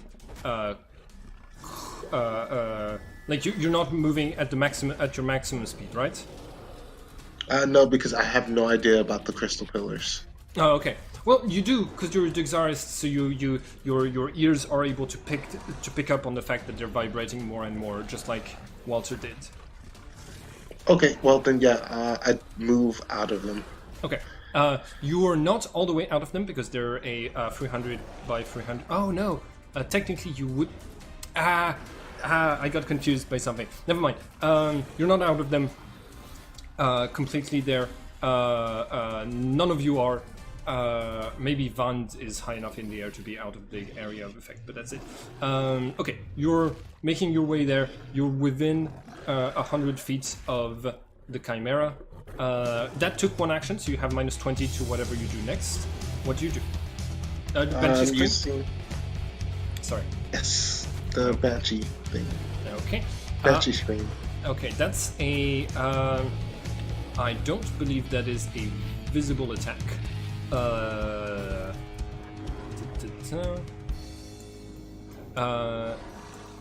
Yeah. Target does not take no. Blah blah blah. Okay. All right. Yeah. So I do not see it when it comes time to dodge. So go ahead and roll for your attack. Minus 90 plus 40. Do I just roll a normal attack? Yeah, just roll a normal attack.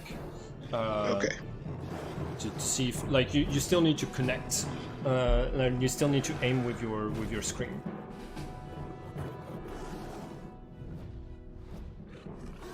Okay, you hit. All right. So a physical resistance check with a difficulty of 120, or lose life points equal to double the margin of failure. I have a 50% chance of failing this. Okay, I take 14 life points, and I am on the defensive. That is not great for me. 14. And... Yeah, 14. That brings me down to 13 to 87 life points. Okay. Dagger, you are now unable to speak for the rest of the day because you used this. And, as I mentioned before, you are in an area that is prone to avalanches. The ground starts shaking and shifting below you. Above you, you hear this low rumbling, and you see that there's an avalanche coming straight towards the area that you are in.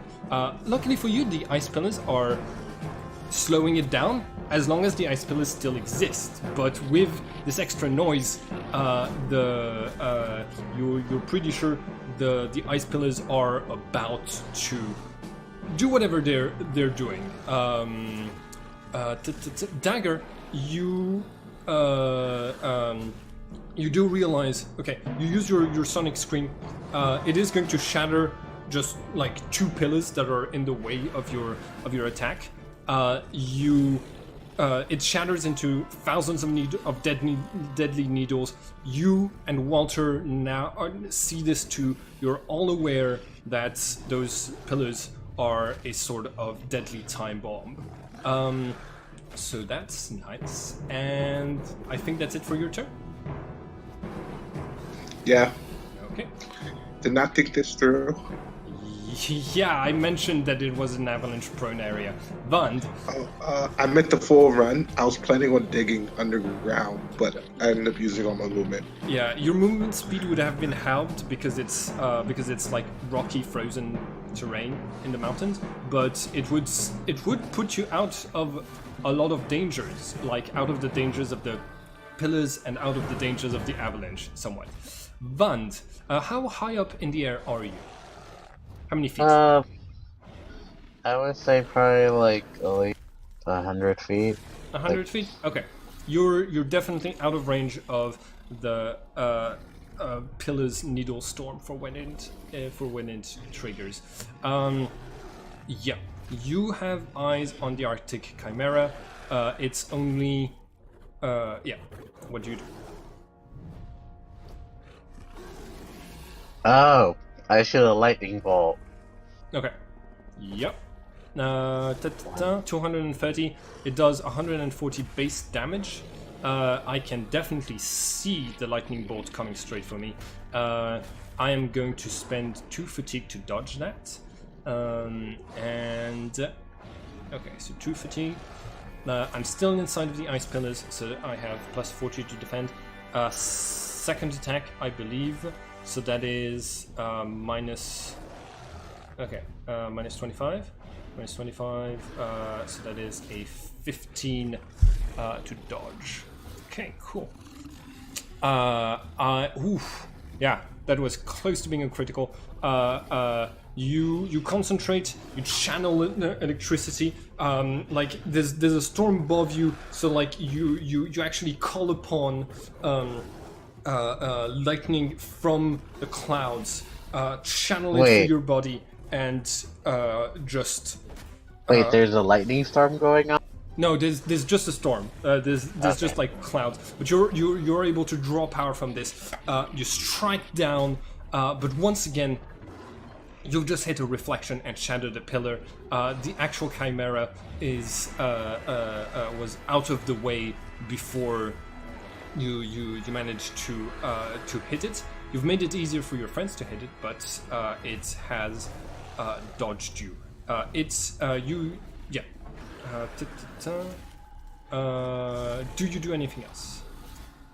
No, I should have mind controlled it. I'm good. Yeah, that's. I knew that this fight would be over very quickly if you used your mind control powers, and I am. She doesn't like mind controlling things with.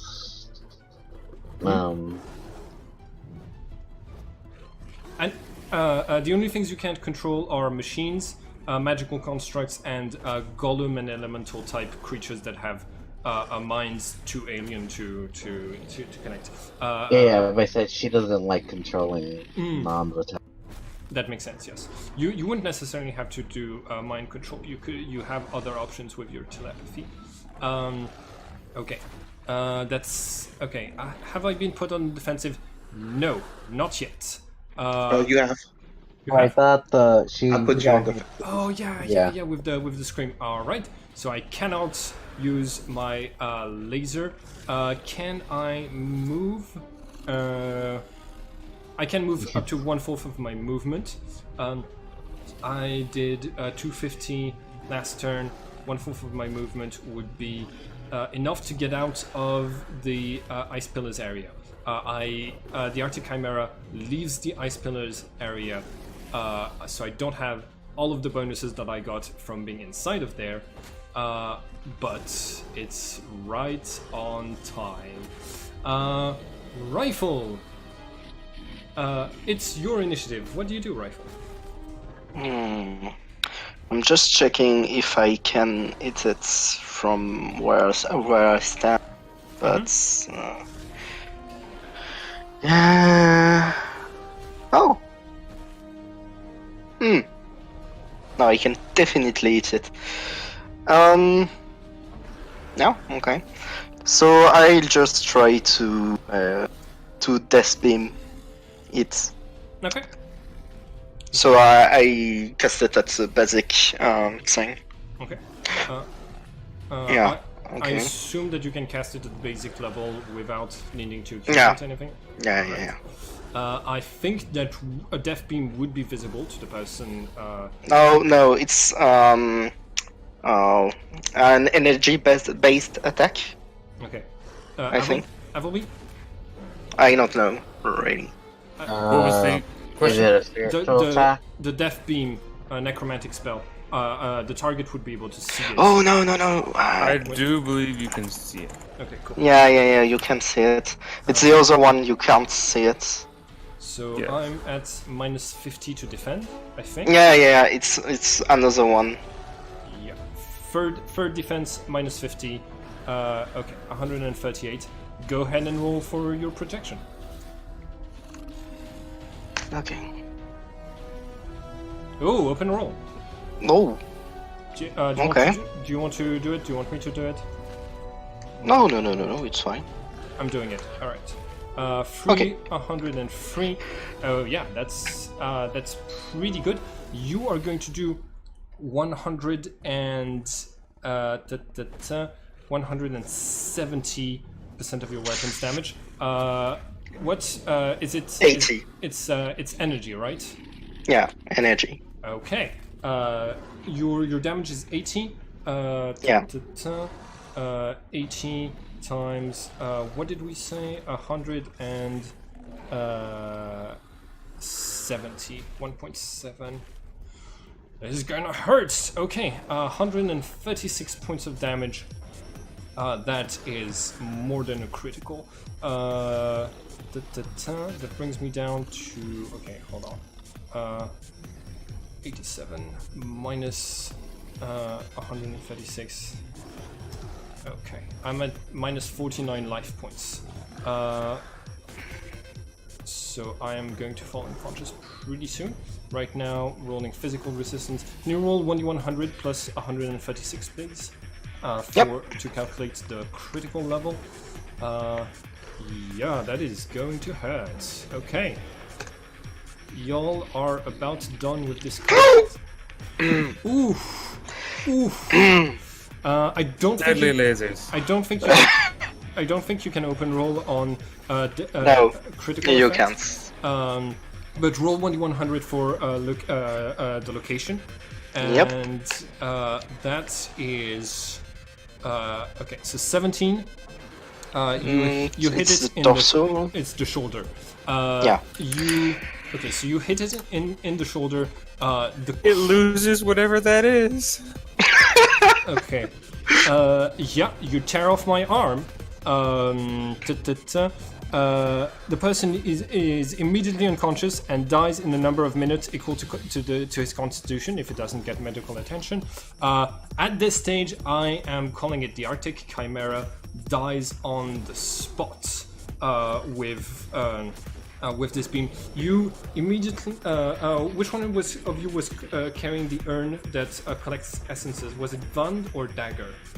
I think I had it. Okay, it's so you're carrying this sort of like pouch thing, and it starts to glow a little bit, and you see this light coming out from the horns and the wings of the Arctic Chimera that is like being drained into the bag, once it's done, you've been given instructions, like you tie it back up, and you have captured its part of its essence to make artifacts with. Okay. Wait, can I teleport his dead body back to my tent? How far are we from where we're at? You're more than 6 miles away, but if you roll really well, you could be able to teleport its body. Yes. Let's see if I can. Okay. Roll psychic potential. Do you concentrate? Yes, I will concentrate while they do other stuff. Okay. Alright. So, I'm gonna stop the werewolf combat and the combat music. But all of you are still getting Dagger and Walter, you're still having this this ultrasound resonating all around you. It's, I think, the third turn now. So what do you both do? Well, I wasn't sure if you'd let me do this. I was hoping to charge it. So can I just continue that charge and sort of like have to stop short as I see it fall? Yes. It's okay. With your movement speed of 12 and your ability to fly, you are definitely able to make it out of the area, affecting the like around the ice pillars. You are safe. Dagger, you are still within this area. At the end of this turn, they don't start shattering yet. What do you do? Dagger is still moving towards the Chimera. Okay. Hoping to get some blood. How many movements? How much is your movement speed? Honestly, I don't know what my movement speed is because the fur armor is too heavy. Oh, okay. So it's lowering your movement. Yes. It has movement restriction of it has a movement restriction of 0. It does not lower your speed. The fur. Yeah, it's just fur armor.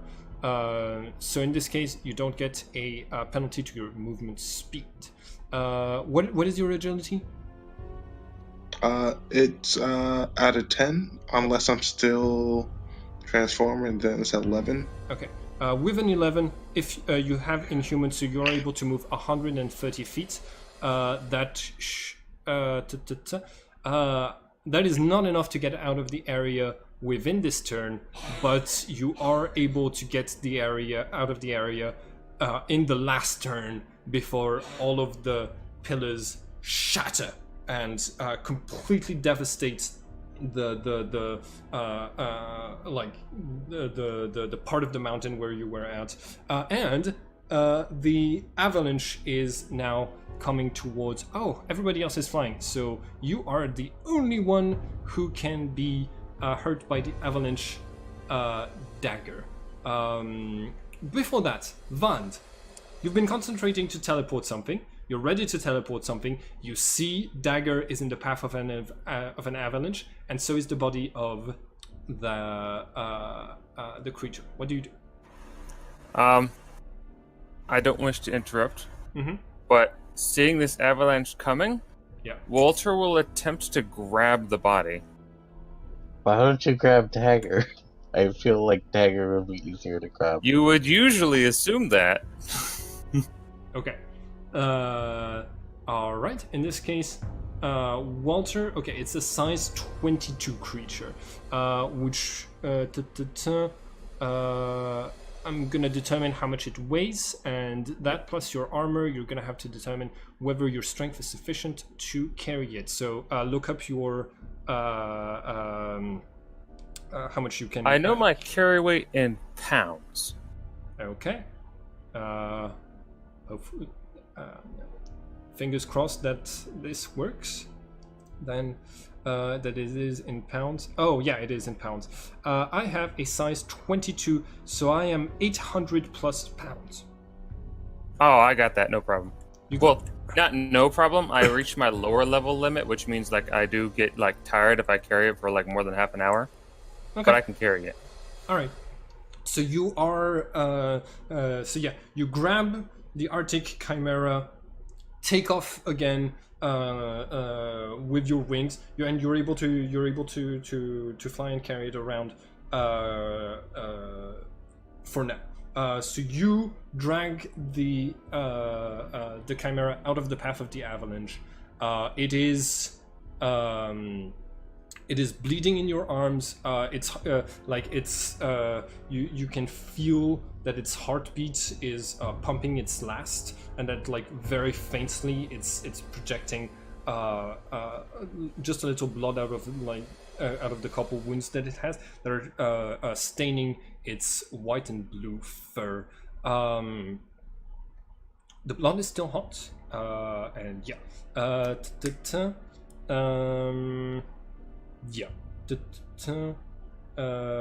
Dagger. Vand. You see Walter picked up the Chimera's body. What do you do? I'll teleport Dagger. Okay. Roll for projection to see if you're able to teleport Dagger in time. You managed to concentrate. I think 3 turns gives you a plus 20 to your potential.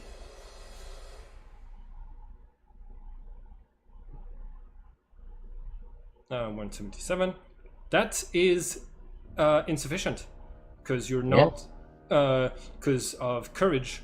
Because courage is not enough to because it's not an attack, so it's not courage. So you take 2 points of fatigue and 6 points of damage or 3 points of damage. If I take 4, I take 4 points of fatigue. Oh yeah, 4 points of fatigue and as many points of damage as you failed the check by. So 3, or is that twice as many with psychic consumption? I think it's 3. Let me. Okay, I'll let you check, and I'll let you apply the damage to your character. But basically, you're flying, you're concentrating, you're trying to get Dagger out of there, and you like your vision just like blurs, and you get this massive headache. Your nose starts to bleed, and like you are going to like you teleport an ice pillar that's next to Dagger, and you teleport it into another ice pillar, meaning that like you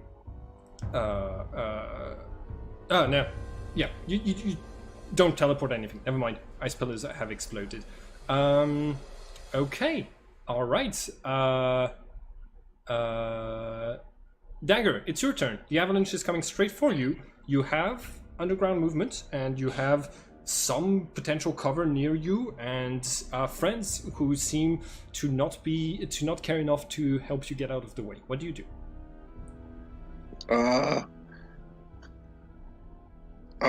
Dagger, he digs into the side of the cover. Okay. To make like a little cave. Yeah. You are able to dig far enough that when the snow hits, there's a bunch that falls into your hole, but it doesn't hurt you. And you don't immediately suffocate. Fortunately for you, your underground movement also applies to moving inside of the snow, so you are able to emerge once the snow of the avalanche has settled. You are able to emerge back out. You're able to crawl your way through all of this and reach the surface once more. So right now, all of you are either flying or on the ground. And this combat is over. Good job. Now, I did mention last time that the Arctic. Can everybody roll for occult if you have the skill, please? Or animal can. Either one of these. Okay. If you don't have the skill, Avalby, you don't roll. Because it's occult. Oh, I actually have it. I have 5 in occult. I just have -5 because You took Okay. penalties? oh shoot, that all action mod was from the fight in the imaginary fight. Oh well, Yeah. Okay. not a big deal. Not a big deal. Okay. Ooh, Uh, you're right. Rifle. You have heard of Arctic chimeras before. They were created by a mage using an essence spell that combined multiple animals and made them magical. And they're some of the rare supernatural creatures that are able to mate and reproduce instead of being born as like reflections of the elements. So you also know that it has an extreme appetite for humanoid flesh, and that it would not have left any bodies for the hunter, for the people in the village to find. So this is not the killer. This is not the creature you've been you were charged to hunt. This is still a magical creature whose essence you collected, but it is not your objective. Do you tell everyone that, or do you? Yep. Yeah, you communicate that to everyone. Okay. Yep. All right. So everyone has that information now. Dagger is emerging from the ice. Van is still flying above. Walter, you're still struggling against the winds. What do you do? I'm landing, but I'm also going to take a bite out of the chimera. Okay. You start At to long last. you start to drink its blood, and we're gonna say that the -5 that you had was the penalty I didn't give you for hunger, and that you, Oh, that's a good point. yeah, and instead, and like you're able to feed at last in a way that is sufficient. Do you want to feed until you do you want to overfeed or not? No, not right now. All right.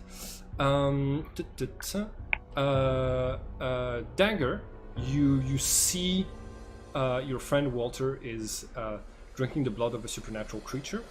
It makes you thirsty as well. You have this need to consume blood as well, and it's a magical creature, so it could give you access to some capacities. So what do you do? Dagger, roll some snow into a ball and throws it at Walter and points to his throat. And what? Points to his throat? To Dagger's throat? Oh yeah. He's mute. All right, Walter takes just a minute because he was very hungry too. But afterwards, he takes a deep breath and just sort of lets the beast fall over onto the ground in your direction. Okay. Dagger. He's going to walk over to the chimera Okay. and start drinking some of the blood. All right. And realizing, and realizing that he's not his voice isn't coming back, he's going to do something he hasn't done for a while and start trying to dig out a heart. Okay. Hey, I tell him to not destroy the animal, that they may be able to use it back there. Like To do what? I have the pelts and stuff. Yeah, the pelt. That is also something that Rifle, you know, with your cultural. The pelts of those creatures sell for a lot of money if they are in an okay condition. I think it's a 3,000 gold piece, something like that. I forgot to. No, ranging between 500 and 3,000 gold crowns, which is a lot of money. You did. Well, at first I was thinking about reviving the beasts and having it as our pets, but basically tonight. You could always skin it and then revive it. Oh yeah. Oh. I was going to say, it doesn't necessarily need to have skin. Once it's undead, it'll be immune to cold for the most part anyways. Wait. Is this something Walter and Rifle are contemplating? What? Well, hearing Since there's we're one. not in combat, I will I will cast Essence Communication on Dagger 2, so that it can he can speak to me. Okay. So since I'm not so sure about that, I'm asking the group if they're fine about skinning the beast, and I make an undead out of it for our next fight. So long as you can reattach this arm, and he'll go try to find the arm in the snow. Yeah, because the arm got blown off by the snow Yeah. blast. Honestly, I don't think I can do that. You can. Really? It's you would need a medicine check in order to be able to do that correctly. Otherwise, you would have a limping undead creature. It would reduce its movement by a lot.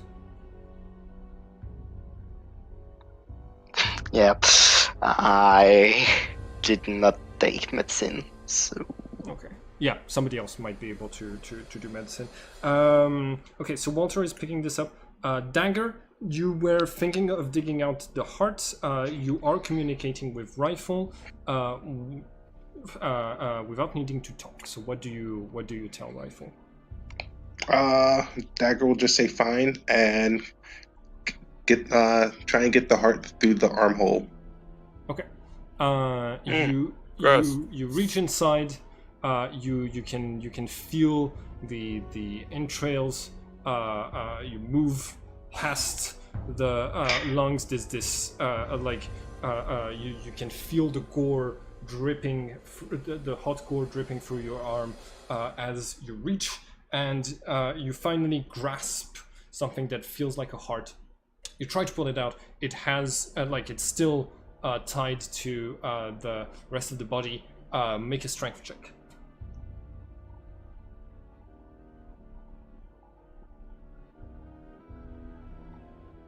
Or feats of strength, if you have that skill.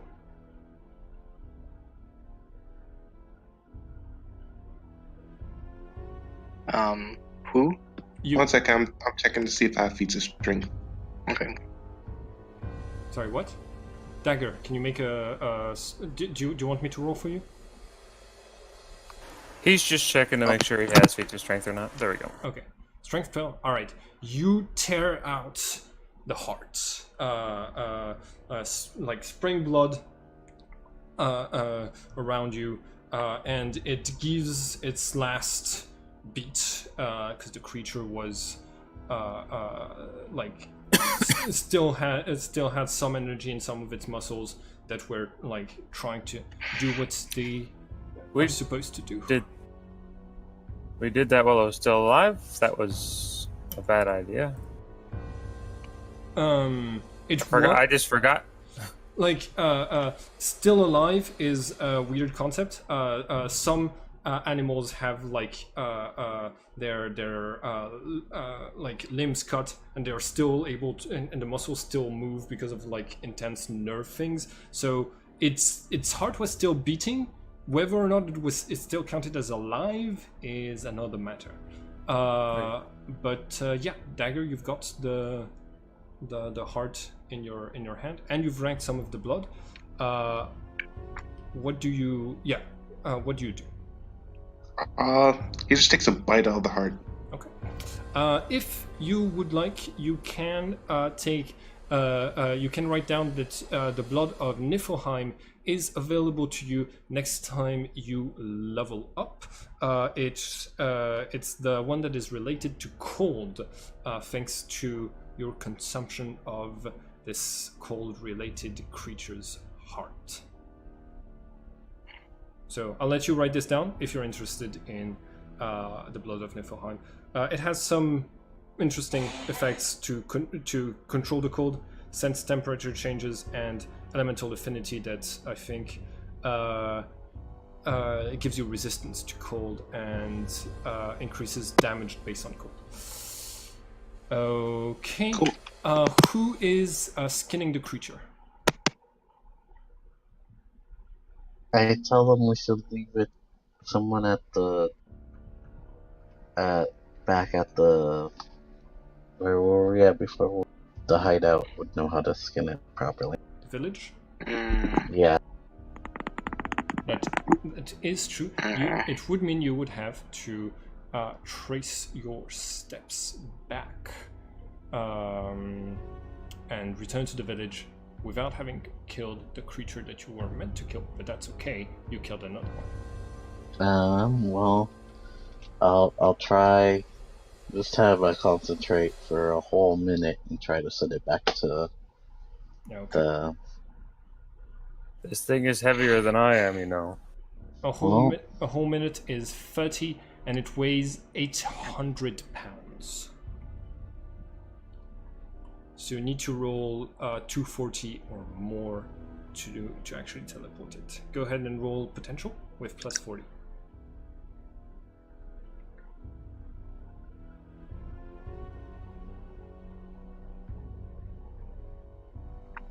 Okay, you pass. You are able to transport it and 200 pounds if you want to transport something else to the village. Village is not exactly within. We're gonna say that it's close enough. It's not exactly within 6 miles, but if if you want, you can drop it on the village from above. That is going to be within 6 miles. But if you want to, you'd have to like drop it from the height in which you are. At which you are. Yeah. Can I go with it real quick and then teleport back? I'll Sure. tell them up. Sure. So you teleport it part of the way, or teleport it in the air, or what do you do? I'll teleport it part of the way and then try again. Okay. All right. Do you say anything to the others before you disappear?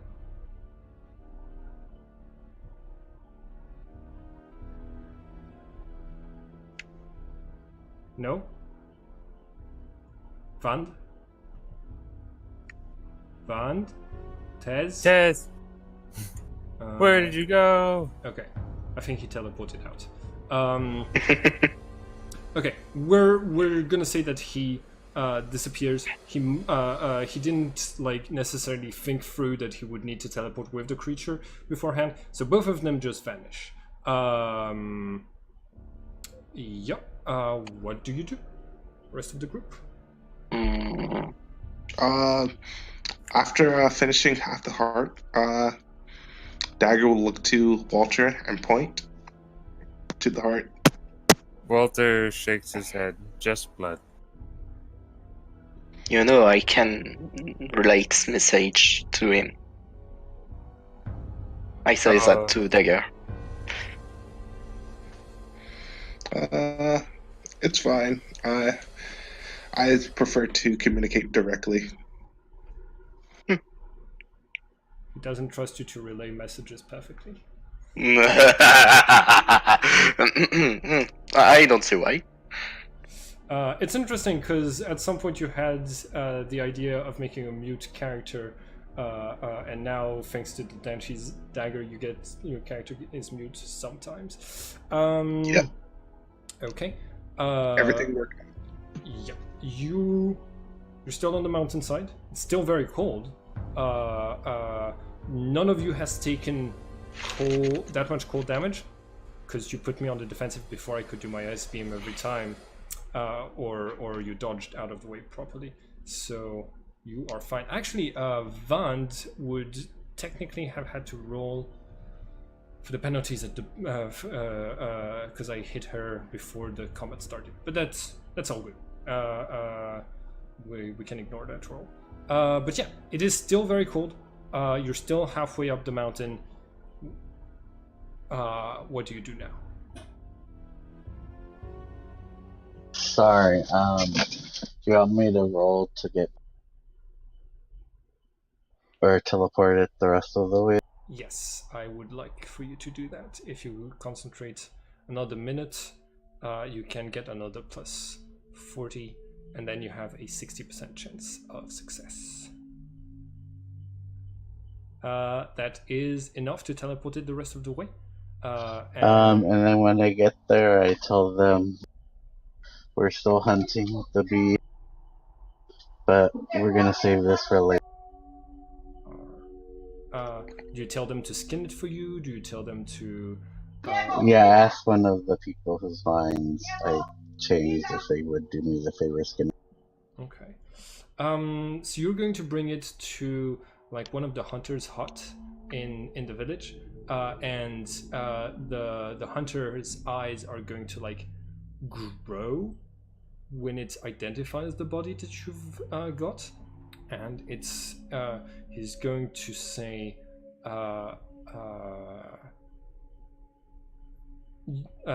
this is a very worthy prize for the resistance. It could help us buy equipment, food for the people in the village. This could change a lot of things. We wouldn't have to rely on the makers anymore. And he turns to you and says, "Oh, you captured it, of course. Which faction of the resistance are you a part of?" I'm not affiliated with any one faction currently. Would you... all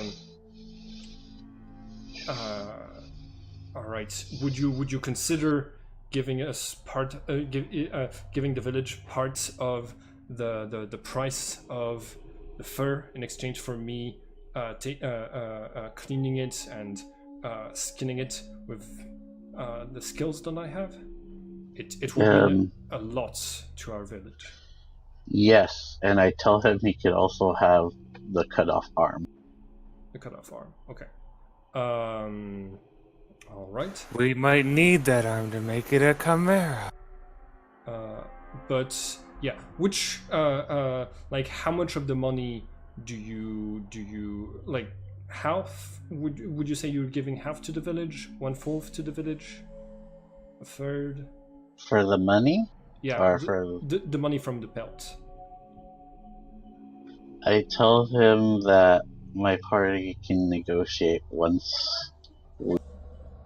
Okay. I don't want to speak for everyone. Okay. The hunter says, "Thank you very much, and a great job killing this beast. I assume the others are on their way back." No, our hunt isn't over. This just happened to attack us on our way. That's all right. Good luck.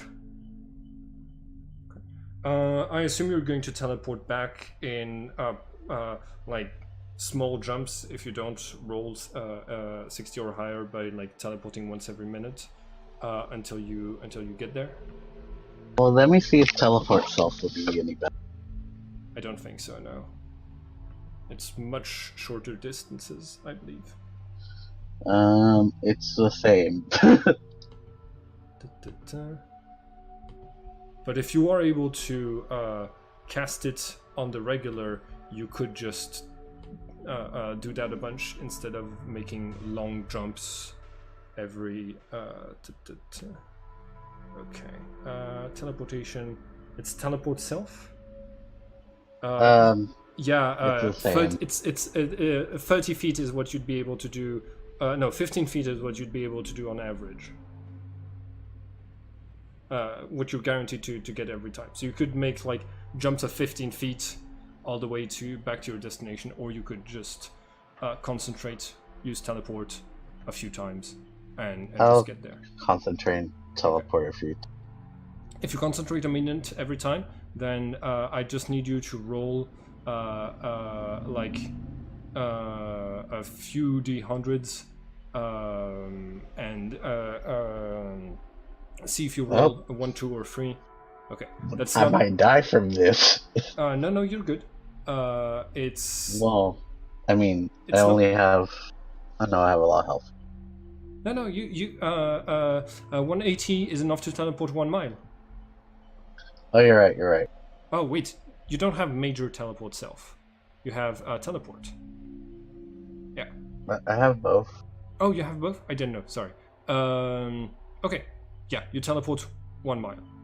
Go ahead, roll it again. Just want to check, like, if you roll 60 or higher, or if you get a critical fail first. Okay. Yeah, you're able to teleport back to your friends back in the mountain.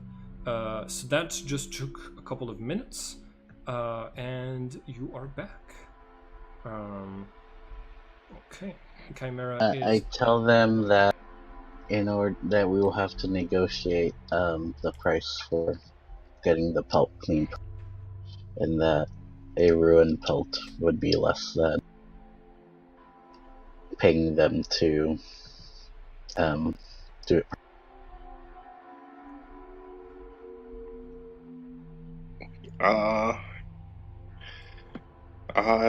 Dagger just smiles and draws an arm in the snow. You took the arm with you. Oh, Yes. he draws an arm in the snow. Okay. A human arm, or an arm that the chimera would have had. An arm that the Chimera would have had. Okay. Roll for art. You're at -25 for art.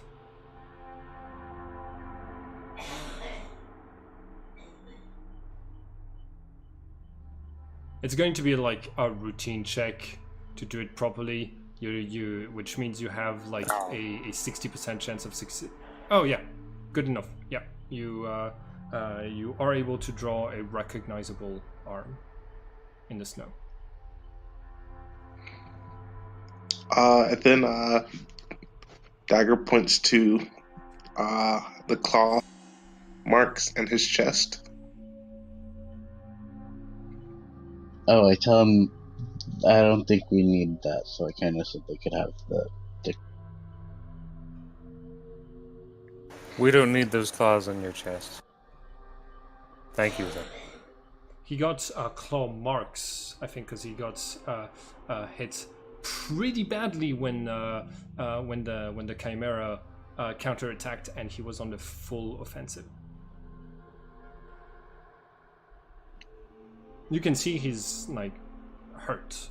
It doesn't seem to be impairing his movement, but he might not be able to survive another fight like this. Actually, the only one who has full life points is the sword right now.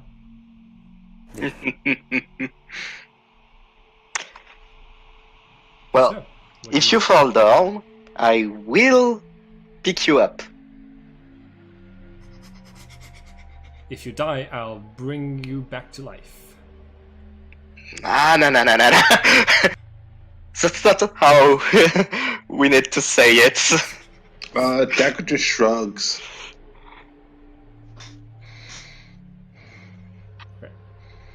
All right. I think it's around this time Vand just poof, reappears out of thin air next to your group, and yeah, what do you do now? Dagger looks to Van and points to the claw marks.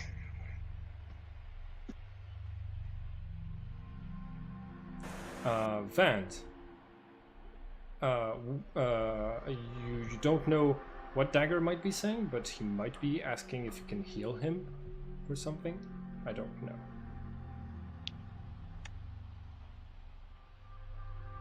Van.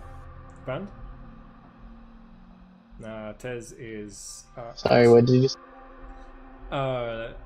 Dagger pointed to his wounds, to the claw marks that are on his body, potentially asking if you could heal him, I think is what he might be trying to communicate. At least is what your character is picking up. I kind of look at him and was like, there's nothing I can do. Okay. Dagger picks up some snow and just pats it down onto his wounds. Okay. Yeah, it's the frost bites into you. You're getting a bit colder, and and part of your armor, fur armor, was torn by the attack. But I tell him, do you want me to go get more supplies from them and bandages? Is that what? if any of you have the skill medicine, then they would be able to apply medical equipment, and I believe if that you would have had it with you from the hunter's hut if one of you had the skills to use it. Did any of you put points in medicine? Walter? Not I. Okay. Dagger? Nope. Vand? I don't think so. We have no healer. And rifle? No. Okay. So if you are an undead, I can heal you. Yeah. So none Man, of you being an know. undead. Sorry, go ahead. None of you know how to use medical equipment to treat a wound like this properly. So you're just going to have to trust Dagger's natural health, Duxaris' ability to heal quickly. Okay, where do you head off now? You are heading up towards the monastery of I think it's I called it the Monastery of Heroes Gate. No, Heroes Fall, Heroes Rest, one of these. I think it was Heroes Rest. Where is player characters and notes? Resistance. Here it is. Yeah. I'm gonna write it down. Okay. Head of the Heroes Rest Monastery. That's where you were heading, but that's because you'd heard some of the deaths had occurred uphill, and some of the deaths had occurred downhill towards the more like the glacier parts of the mountain. So yeah, what do you do?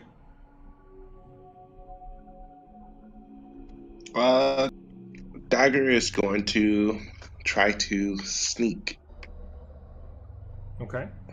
Going to sneak where? Where are Up you the sneaking mountain. to? Okay. Towards the monastery? Yes. Okay. So you see Dagger starting to trek upwards. You don't see the monastery quite right yet, but you know it's at the very top of the mountain. The others, do you follow him? Yeah, follow. Okay. Then I suppose Walter also will. Okay. Vand, I've got a question. Do you keep flight on and casually just follow the group without putting any efforts into like climbing up the mountain, or do you walk with them? I will walk with them unless I have to climb, which then I would just. Okay. All right. You are making your way up the mountain. I think now would be a good time to use navigation. I'm pretty sure navigation is the ability to find your way through different through places. It might be piloting a ship, and if it is so, then you want me to roll. Just need to check the description of that thing, because if it is finding your way, you're gonna need it to get to where you're going. Oh no, it's the ability to navigate a border or a ship, or to read maritime maps. So never mind. I believe that tracking also functions as like reading maps of the wilderness and recognizing landmarks and stuff like that. That makes enough sense to me. If somebody has points in tracking, you can roll for that. Yeah. There is technically a path going up to the monastery. Okay. You pick up. You're able to find a path. The path again. The one that was lined with stones. A few times along the way, you're going to notice like stone arches. Pretty rudimentary stuff, but still presence of civilization. And you make your way all the way to the Monastery of Heroes Rest. You are okay. When you arrive, you are okay. So Dagger, you're trying to sneak there. You know that they're part of the resistance. But if you want to try to make your way there without being spotted, there is some amount of a lookout who's watching the only path up to the monastery. So I'm gonna need you to roll for stealth in order to avoid being spotted. There's gonna be difficulty. I'm gonna say 120 because there aren't many paths to get there, and it's being observed. So if you roll more than 120 stealth, you will make it. Any penalties? You would technically have a you would have a bonus for. Oh no, there's penalties to perception. Yeah, because you're technically camouflaged and stuff like this. 1 sec. Hiding. Down in front of someone, appropriate hiding place, shadowy area. Nope, you no modifiers. Okay, more than enough. You are able to make it to the walls of the monastery without being spotted by anyone, and it has its gates open. It has its the roof side open, so you are able to make it to make your way inside of the structure without being spotted by anyone. You notice a couple of monks are like there's a monk who's observing the path you came through from one of the chambers up above in the temple. Seems to have been distracted easily, probably talking with another monk that came to bring him soup. As you make your way through the monastery, you hear chanting coming from one of the larger portions of the building. You feel like it's some sort of prayer. It might be a ritual. You're not certain. Your friends are following behind, but they might not be trying to sneak. You're just scouting ahead. What is your intention, Dagger? Well, my intention is Dagger. Mostly just not to get attacked. Okay. So yeah, these people are with the resistance, so you're not likely to get attacked. And you didn't spot armed guard. You spotted just a lookout. The monks that you see passing through like moving around the place don't seem to have weapons on them as far as you can see. Maybe if they do, it would be daggers concealed under their robes, or something like that.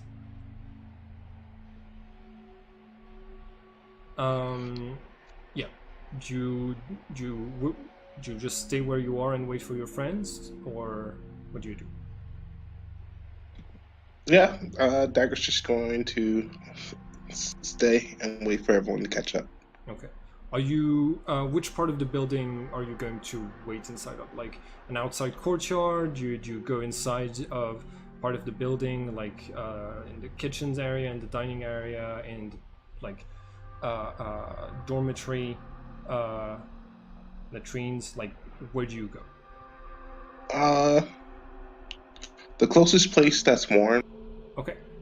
You find yourself in a sort of like large main hall with a few tables and benches. Should be able to seat about like 100 people. Nobody's there right now, but there is a fire in the fireplace warming up against the cold of this day.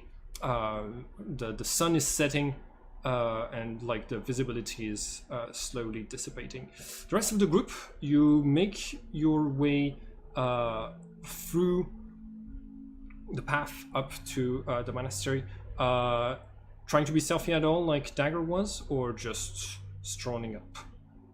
Well, as he watches Dagger sneak inside, Walter just sort of looks at Von and says, This isn't why we're here. What's going on?"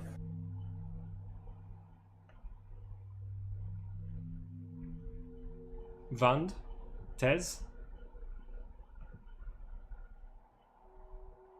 Tez is out right now. Maybe you can ask Rifle. Rifle. Well,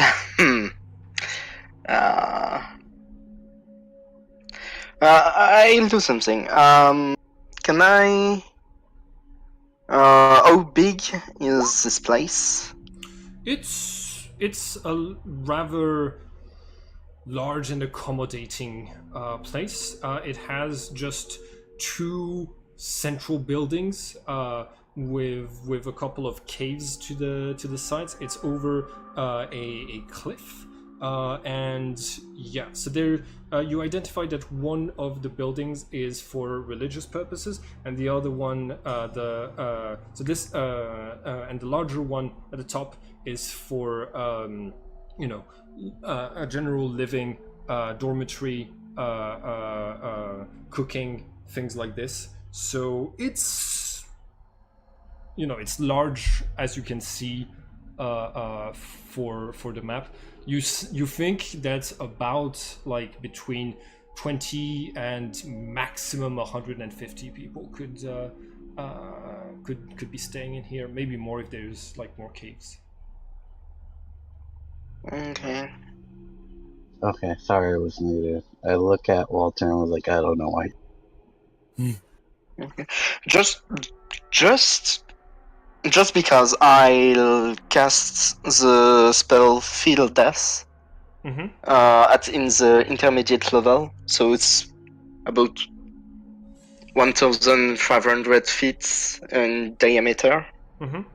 Okay.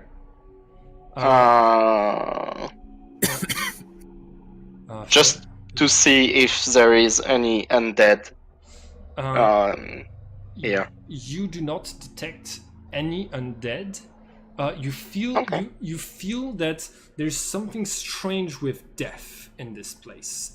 Death is not exactly as it's supposed to be, and you feel that it's coming from somewhere above the monastery. And when through Walter's eyes, you see that there's only clouds above the monastery, but you feel almost like there's something there that your normal senses cannot sense. You can roll a magic appraisal if you want to extend your supernatural senses. Indeed. Okay, go ahead. Any modifiers? No. Okay. Okay. You extend your magical senses, you add them on to Walter's vision, and you're going to perceive that there is this huge rift in space-time that's just floating above the monastery.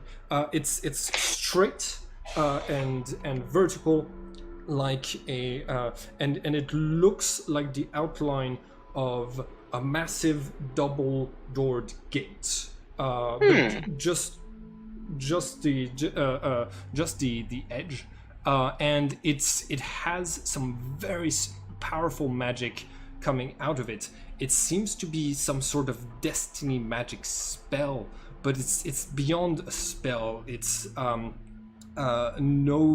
it's either divine magic, archmage level of magic, or a natural phenomenon that is extremely powerful. So it's not within the range of something you could cast unless you became an archmage somehow.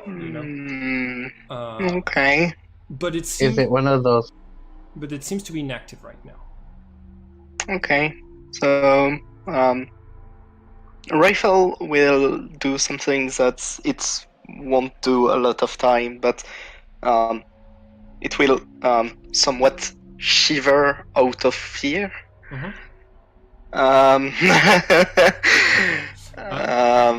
Thanks to your occult, you are able to know what this. Thanks to your occult roll, you are able to know what this is.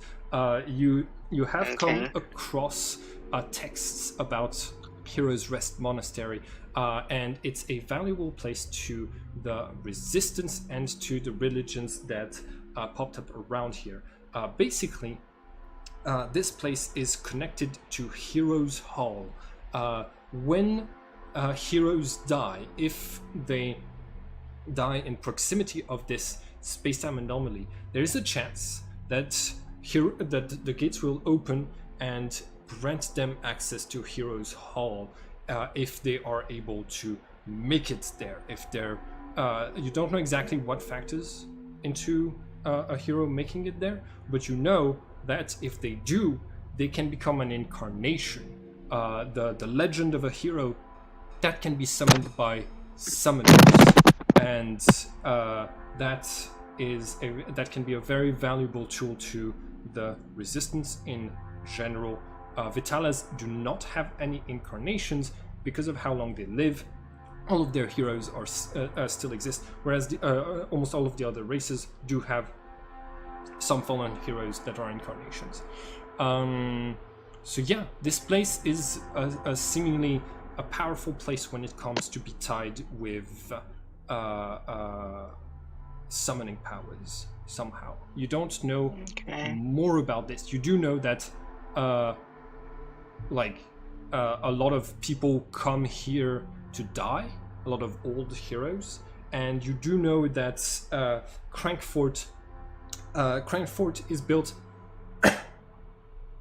on the tombs of all of the heroes who didn't enter Heroes Hall. Their bodies are brought back down from the mountain, used to be brought back down from the mountain to be buried in the old crypts of Crankfort, which are now mostly used by Vitalas and for their own crypts and things like this. Is this place like a magical node for summoners? It is not a magical node. Sorry, you don't get any bonuses for anything, but it is a place of importance when it comes to creating new incarnations. Yeah, I don't like this place. That will surely mean that there is in this place that summon something. Don't like this place. Oh, also, I tell this to Vanden Walter. and Walter, and I tell them that there is a gate in the sky, and it is like the place where heroes come to rest. My assumptions are that there is surely someone in this monastery that did something wrong. It's just a hunch, not really. I don't have proof of or anything, but I really don't like this place. Walter and Vand, you did have you had gathered rumors about this place before coming here, if I remember correctly. yes, I did. You knew a little bit of the information that I just gave Rifle for his occult check. But yeah, heading up the normal path, you see that's like you're noticed by one of the monks. One of the monks leaves his post at the observation tower, and before you can make your way fully into the building, you are going to be greeted by a diva wearing monk robes and carrying an incense thing. This is what he looks like. He is flanked by two other monks. The two other monks are human, and they are like sturdy humans. Those monks are carrying staves, and head monk Eli does not seem to be armed at first glance, although you could make a check to check this. He's a diva. He has a third eye, and they're known for being very good at summoning things. He walks up to you. Dagger, you are able to spot this through one of the windows of the mess hall in which you are. So you are able to see your friends out there. And if you want, and if Rifle wants, Rifle can transmit what's being said. The head monk arrives and he says, "Welcome to Hero's Rest. May I ask what your business within my monastery is?" Do we tell him? These people are of the Resistance, but they're from a different faction than the other one, right? They're from the Church of the Many Gods, but all of the factions are supposed to work together. None of you are technically part of a faction, so you could get help from these people. I kind of bow and say, we're trying to assist the old one, scouting the area for what's been hunting some of their... Yes. The village attacks. We've heard of these. Right. As members of the Resistance, you are always welcome in Hero's Rest, and should you feel that death is coming, you will also be welcome to spend your last days here. We have a little food, some rations that are brought here by the faithful on their pilgrimage, and the rest is created by magic. You're welcome to the hospitality of this place, to its library, and to any place you would like to stay. I see you are not in your best shape. We can have someone tend to your wounds before you head back. How long do you think you will be staying? Should I prepare beds for you? We kind of nudge Walter and be like, maybe just a night. Alright. I will have beds prepared for you. He gestures at one of the bulky staff monks who heads off towards the living quarters. Eli asks, okay, Walter, is your face visible right now, or is it under your mask and armor? Is what visible? Your face. My face? Yeah, it's been pretty visible. Okay. Eli turns to you and says, "Are you? You do not seem dressed like a summoner, but appearances can be deceiving. You are Vitala. Many of them study at the secret university to be summoners. Are you a summoner yourself?" No, I never had the aptitude. I understand. In this case, there is not much that you can learn here to perfect your trade from the monks. There are some heroes here that could share their wisdom with a warrior.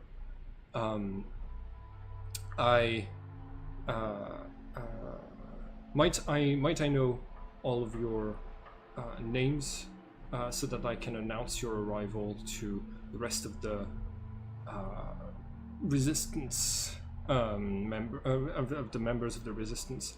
They will not every monk here is affiliated with our movement.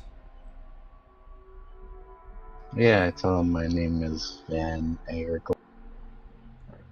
And my name is Walter. And would this happen to be Rifle, the Sword of the Resistance? That would be it. Okay, I instantly speak to him and say, "How do you know me?" There have been your legend precedes you here, one of the big symbols of resistance, and like he's speaking this out loud to answer you. But I heard you were being wielded by one of the honored banshees of the party faction. I say nothing else and just stay silent. I tell him, well, I don't know if you recognize me, but I helped a riot last we were in Crankford. And inspire people and spread Lorena's message. We have heard the explosions coming from the city, but we hadn't had word of those exploits yet. Congratulations, you seem to have caused quite a bit of chaos and maybe even some casualties on the side of the enemy. But I don't know if causing riots is the best way to protect the people. Does not matter. Each group does the resistance resists in a different way, and that is perfectly okay. Come inside. It's too cold out here for long-winded conversations. She's going to bring you into the dinner hall, where another one of the monks is going to be bringing you some hot broth. Dagger, or do you hide your presence when they come into the hall that you're in? No, Dagger is sitting in front of the fire. Okay. Eli, when he sees you, is going to part from the rest of the group and come speak with you and say, pardon me, I don't believe we've met. Have you been welcomed to the monastery by another one of the monks? So, I'm the head monk, Eli. Dagger points to himself and then pulls out a dagger. His name is Dagger. Ah. A companion of yours? Kind of. In this case, you're also welcome. I'll have another bed prepared for you. And like he's also going to bring some soup. You see, some of the monks are coming out from the hall where they were chanting, and start to crowd into this room for the evening, as their duties seem to be over, and they all start to like food is served. A lot of them are like bringing the food. Most of them are wearing those like dark robes, and yeah, they're talking to each other. And there's a couple of people that stand out. There's a lot of like old humanoids that aren't wearing robes, but instead are, like either wearing like decorative armor or like discreet clothing. Some of them are even carrying like what looks like artifacts, and there is one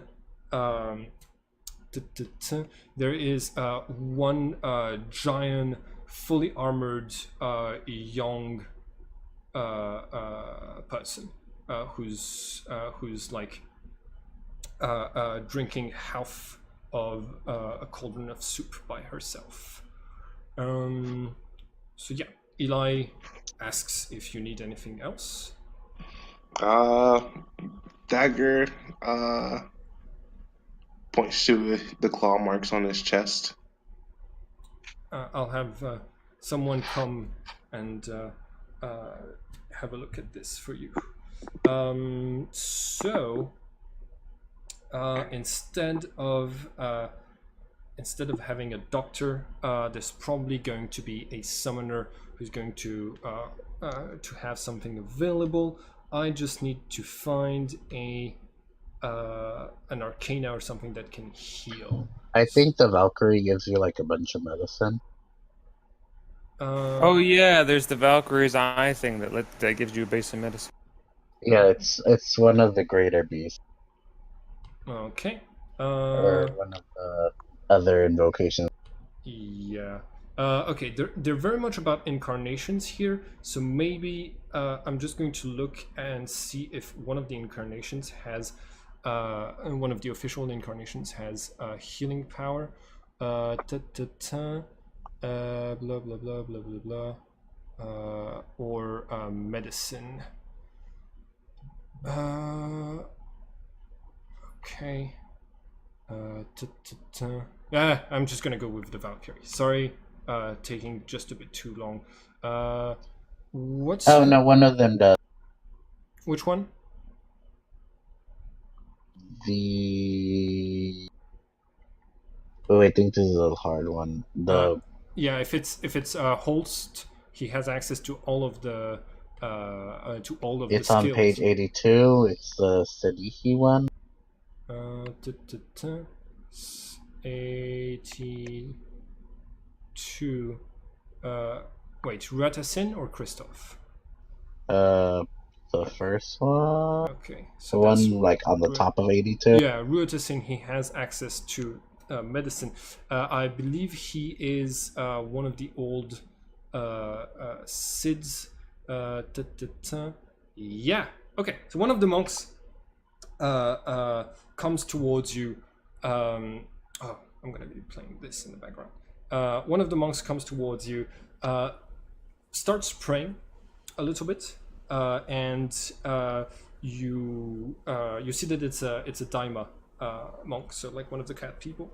And after a few minutes of praying, you don't sense any magic being accumulated, but there's like the sound of thunder in the distance, and suddenly overlapped on top of the image of the monk, you see this hero, this man in an armor with a giant golden warhammer that has like electricity pulsing out of it, and he and the monk like has his hand on the hammer where the hand of the incarnation is, and he is he's going to lean in to look at your wounds, takes out some equipment, and he's going to start stitching you up. Plus 140 in medicine. Okay. Just give me 1 second to tell you how much you heal. Okay, yeah. Thank you, Tez, for letting me, for giving me the info that this one had medicine.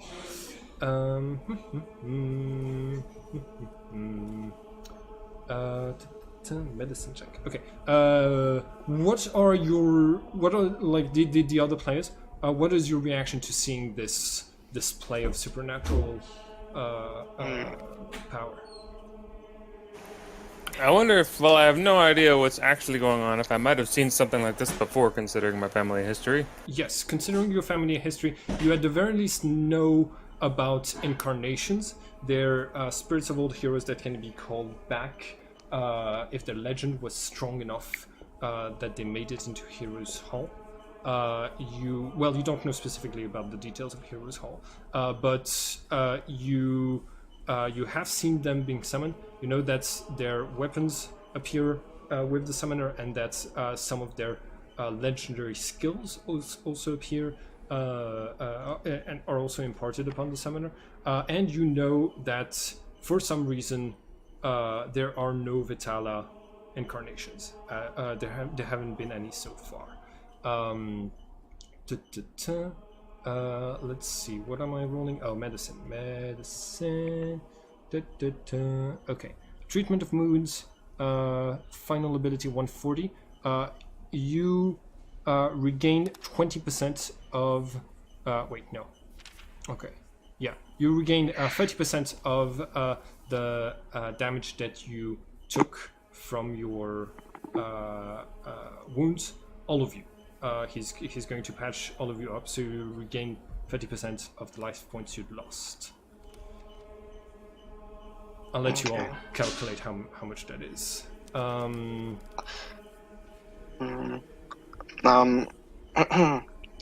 I was thinking about casting this spell at the intermediate level. See spectral beings and souls waiting for the call. Okay. Yeah. Are you able to do that? Yeah, with your innate magic. Yeah. I have 70. Sorry. Okay. And yeah, Walter, would you kindly look around? Am I looking for something in particular? No, not really, but I don't really like this place. And if there are some souls that might help us, maybe, because, well, this place is connected with death, and So maybe are you, right? using death is different than being connected with. Can you roll for search, please, Walter? Because it's based on your skills. How how well he'd be able to perceive, what he would be able to spot. And also, since you're sharing your senses with him, he shares his ability to sense souls. Okay, 140. Yeah. All right. So you are going to spot a couple of them. Do you leave the hall in which you are to explore the rest of the monastery, or do you just stay here, Walter? I'm sort of at the guidance of rifle. Okay. So if he says get up and move, I'll stand up and I'll take a look outside. Yeah, we'll maybe move outside and see. All right. So there's a couple of things that you feel. First of all, you feel like there is you see basically a sort of like a pull from the anomaly that you sensed that seems to be pulling things that are dead upwards around here, but you see that the pull is not strong enough to actually lift the few ghosts that you spot. You are going to spot a couple of ghosts. So there's going to be like a couple of old people, men and women, battle scarred, old, tired, who are just walking around the corridors, eyes vacant, not reacting to you, not reacting to Walter or to any of the monks that are here. They're basically like shades who are not conscious enough to even be able to move objects. You are also going to spot a strange number of monks with their deep wounds in their throats, as if their throats were slit, and they're all sitting at the same at like amongst their brothers in the eating hall, and they seem to be following the routine that they that the other monks have. So when some of them start to leave, the ghosts will follow them, and they sort of interact with each other. They sort of interact with the living monks who don't notice them, who don't see them, and apart, like, some of them are spotted by giants who can see spirits and things like this, but nobody seems to pay those ghosts too much mind. But all 5 of the monk ghosts have their throat slit open. That's all. That's all that you spot. Okay. Walter, the things that we hunt, does it slit throats or not? I honestly don't remember how he does, how it kills people. The victims are completely frozen over and stuck in ice or just completely frozen. Some of them had bone-shattering blows dealt to them, but that's about all of the information that you got on the dead bodies. Okay. Well, there is nothing really important then. So I just say to Walter to go back into the building. All right. Okay. Dagger and Vund, what are you doing during dinner time? Are you eating with the monks? Are you talking with anybody in particular? I will talk to the monks. But can I try to use Streetwise to find more rumors of anything regarding, or just any prominent rumors going around? Yes. Go ahead and roll for Streetwise. There's 2 rumors that are available depending on how high you roll. First is going to be 80, and the other one is going to be 120 difficulty. So you might get both. Oh, yeah, you're going to be able to get both. So asking around, you are you find out that some of the monks know, seem to have a very good idea of what is killing the hunters and the soldiers of the village of the old men. They talk basically of a spirit of the mountain, a spirit of cold that inhabited the land before even the old men arrived, and apparently she's grown more territorial ever since the ever since the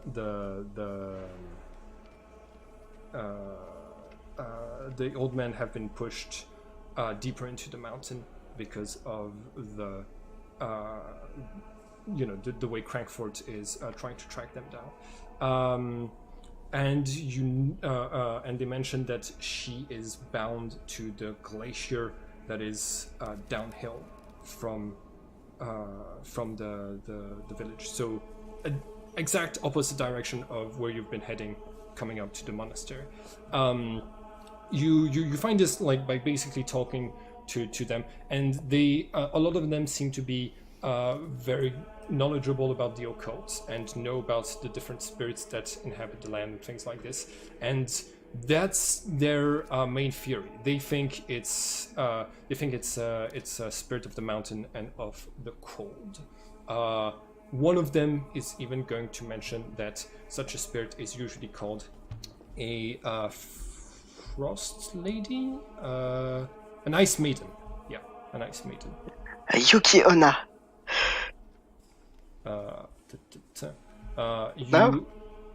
you can even get one of them to go to the library to show you Technically. an illustration of an ice maiden. And yeah, the other rumor that you get is the rumor about the giant armored hero. She is called Chris, and apparently her deal is that she hangs around the monastery, talks with heroes who about feats that they could not accomplish, and then goes out into the world to accomplish them. And she is known to have a strong affinity with the Shajad Noah. That's what you learn. Noah is all about competitiveness and things like this, but you might not know that much about unless you have So the one who shows me the picture of the ice, yeah. I asked them, has anyone ever sought audience with? It is yes, people have sought audience with ice maidens in the past. In fact, it must have the old man and the people who've resided on this mountain must have come to an agreement with the maiden in order to even live here in the first place. And we believe there's an ancient pact that is protecting the monastery from her. Why? Yes, it might be possible to request an audience and negotiate, but spirits are known to be capricious entities. Is there anything in the books about what kind of offerings the ice ladies? Okay. So you're with head monk Eli. He's the one who's helping you look into this. He flips a couple of pages and he says, there is one thing that ice maidens seem to appreciate a lot. A kiss can rejuvenate and heal an ice maiden completely, but it will very likely kill the person who is being kissed. That is all that I see concerning offerings. Living sacrifices, something that would calm a spirit like this down.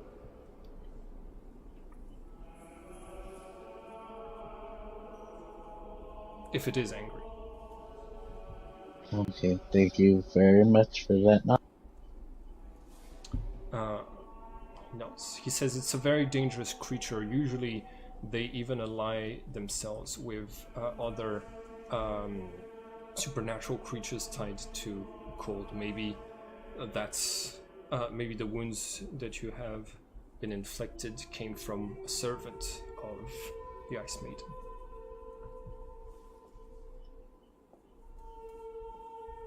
I hope we didn't anger him. I would much rather handle this peacefully. What did you say? I said, Van said, I hope we didn't anger him much. I hope we can resolve this more peacefully.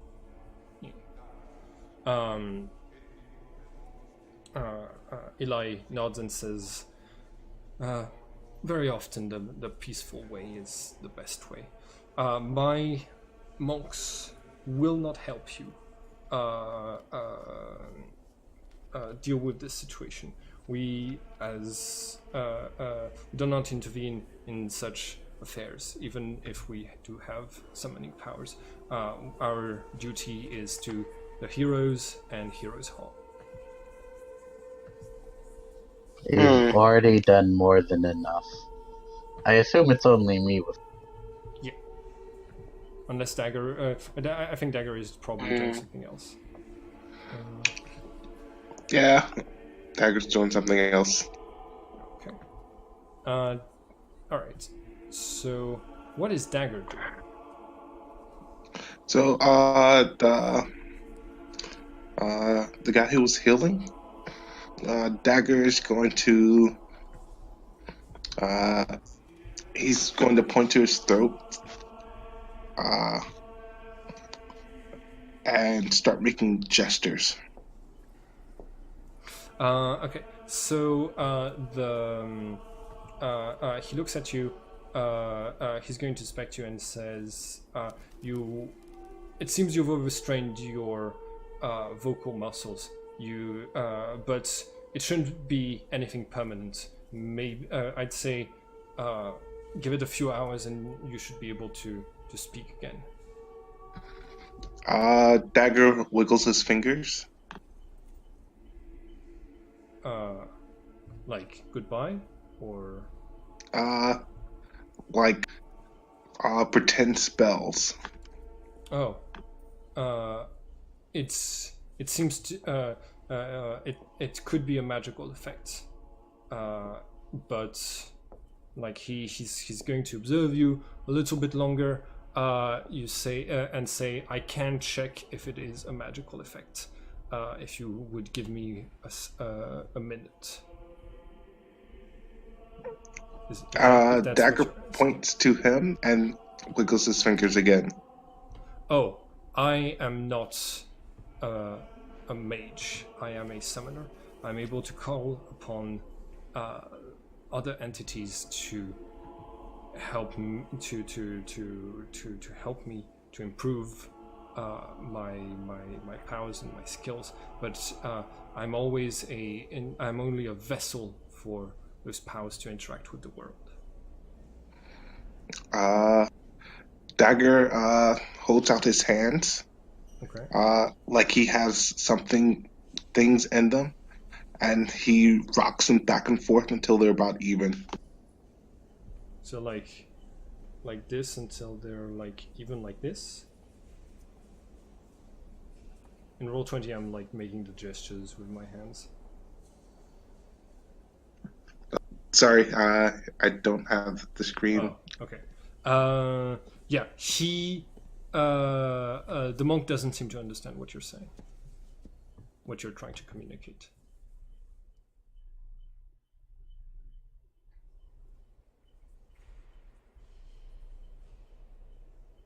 The monk gets up, goes to the library, comes back with an ink pot, a feather, and a piece of parchment, and hands it to you.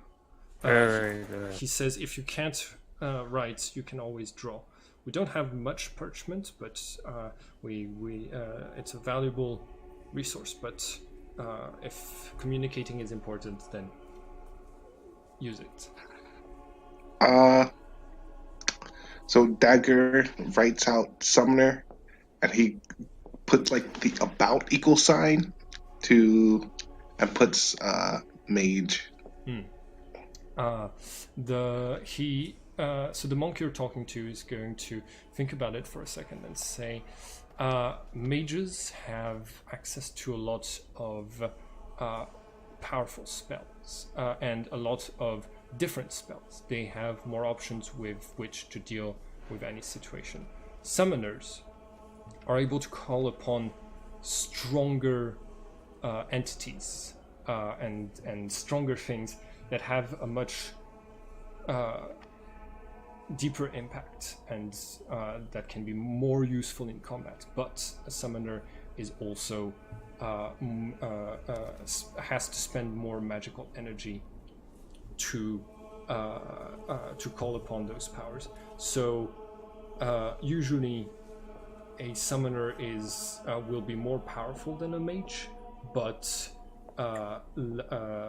will be able to use their powers for a shorter amount of time.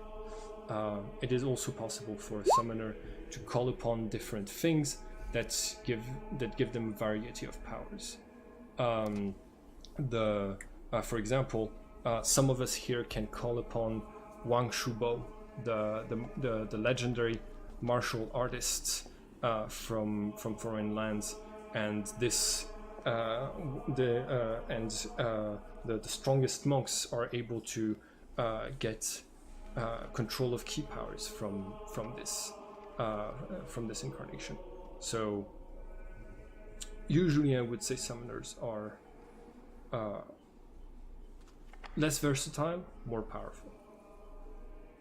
But that is just my opinion, which is why we're trying to cultivate incarnations here for future generations of resistance to use.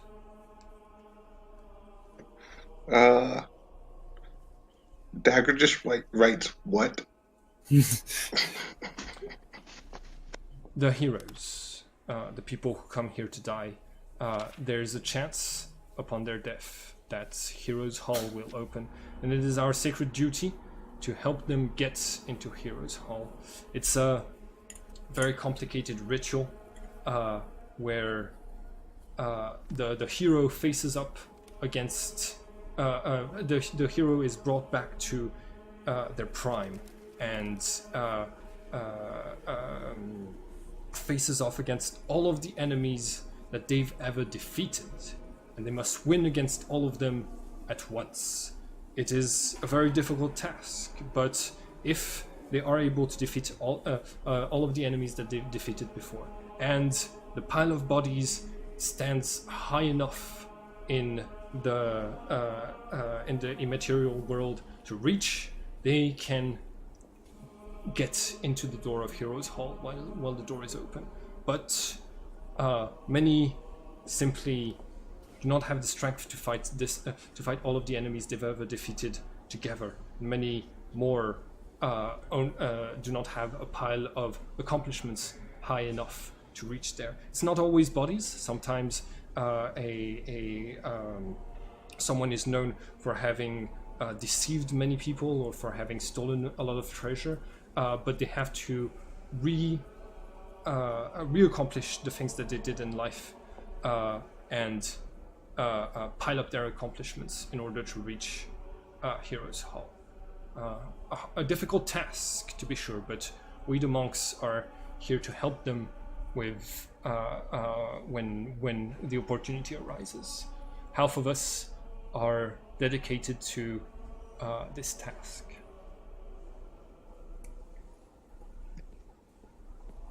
So, he writes so.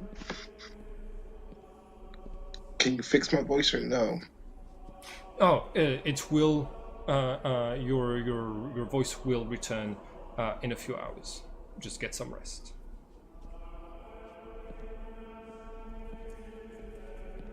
I can check if it's a spell if you'd like. Show him the deck. Shakes his head. Okay. He just writes okay. Thanks though. The monk nods and is going to return to his broth. Okay, so the group is split up. I'm just going to go back to Walter and Rifle. Rifle, you wrote something in chat. Do you you're communicating to the rest of the group from another part of the monastery? So you Yeah. So potentially everybody could hear it. I think maybe Dagger is in the middle of a conversation, but yeah, you're asking Van the question. Van? Tez? You're muted. Yeah, sorry, I was just reading it right now. Okay. Okay.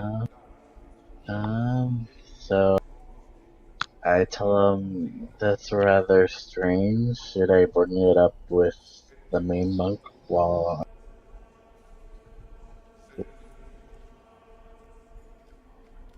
You are in the library with the with head monk Eli right now, so you could. Yeah. Okay. Well, yeah, you can bring that up and try to get something out of it. So there were 5 monks that died. All of their throat was slit up. That's about all I can say to you. Okay, I kind of try to relay this to him. Okay. Eli. There seems to be something about floating spirits of monks with the cut? Had something happened here before? Oh yes. Do not be alarmed if you or one of your friends sees those spirits.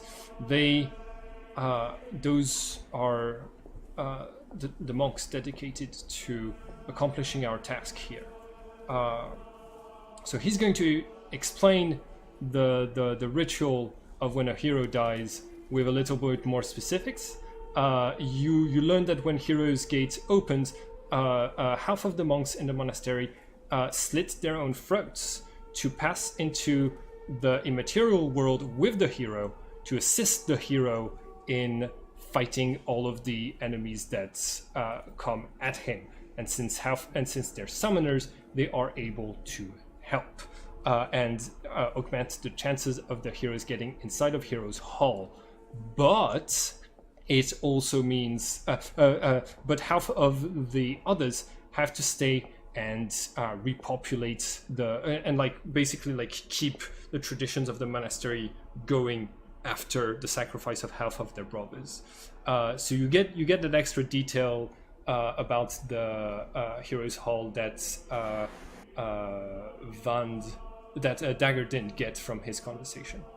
Oh, awesome. And they don't pass on to the other, or are they still stuck here? Well, it might be difficult for some of them to move on, but I'm glad to hear that it's only that there are only 5 ghosts of my brethren left. Many have given their lives over the years to try to create new incarnations. When was the last one attempted? There haven't been major heroes in more than 100 years. No one who's been able to make Heroes Hall, to open the gates of Heroes Hall. At least not from here. Some people die in faraway lands and cause the door to open, but we do not know. But we're unable to assist if they do not die on the premises of the monastery. Okay. That is quite a bit more than what we talked about. Was the last attempt successful? The last attempt? It's been, I think, 126 years. A Duxarist prince came to die in the monastery, and his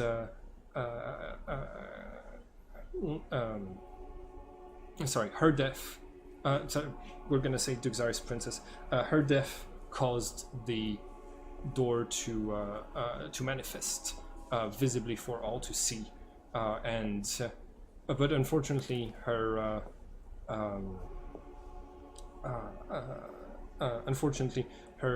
pile of accomplishments wasn't sufficient to pile up all the way to Hero's Gate, to the gate of Heroes Hall. So it was a failed attempt. I believe the last one that succeeded is Ambrose Magus, the wizard.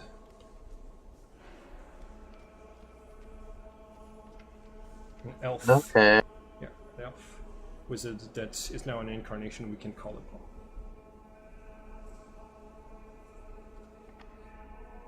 Thank you for sharing this with me. You're very welcome. Oh, What Go if ahead. I may ask, do you believe in? The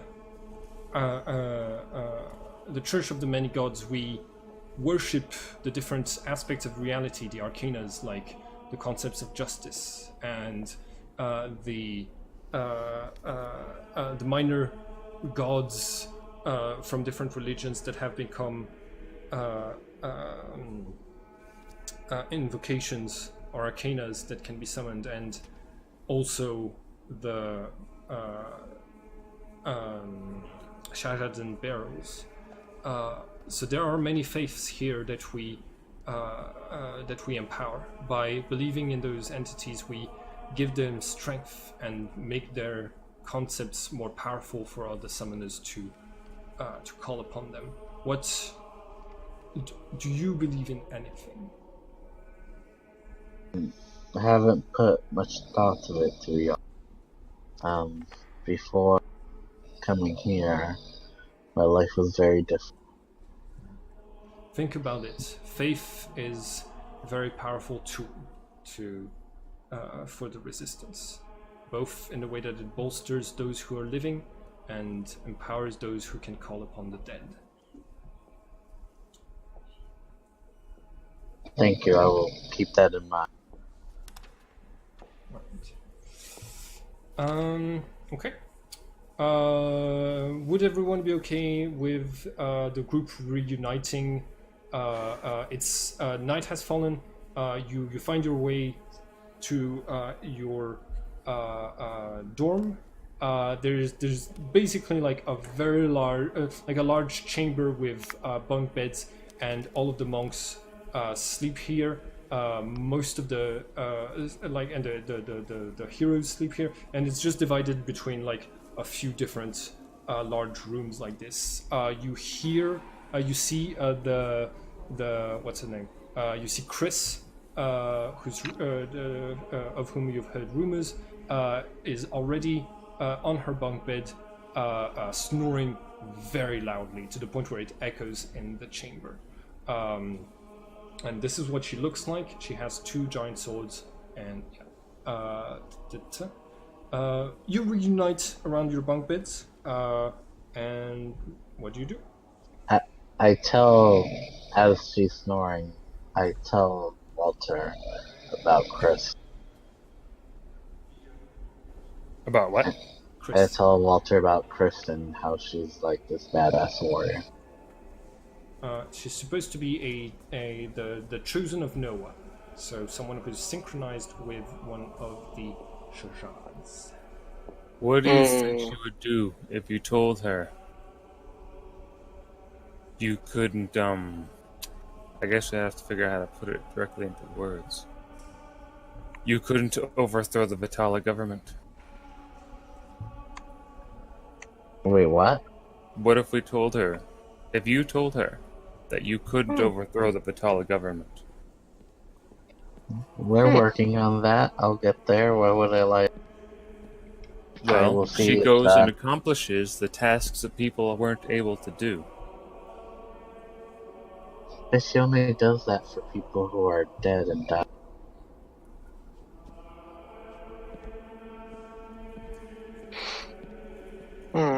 That's not a bad plan. She does that. She does that for heroes who've spent enough of their lives heroing that they think they have a chance at opening Hero's Gate when they die. So she's basically competing with all of the heroes of the previous generations, and accomplishing the task that they couldn't. You haven't necessarily reached that point in your own heroic feats yet. You're not old and dying and full of regrets at some fights that you couldn't win. I look like I'm old and dying and full of regrets, though. Oh, while I was in the monastery, was there any psychic abilities going on? Since I still had C matrices. No. None of the incarnations are psychics, and there might. It could be that there's a couple of Duxarists who are psychics who have something very minor activated, like there could be a couple of psychic powers to keep some rooms warmer, but that or some people warmer, but that's about it. That's all you can sense with that.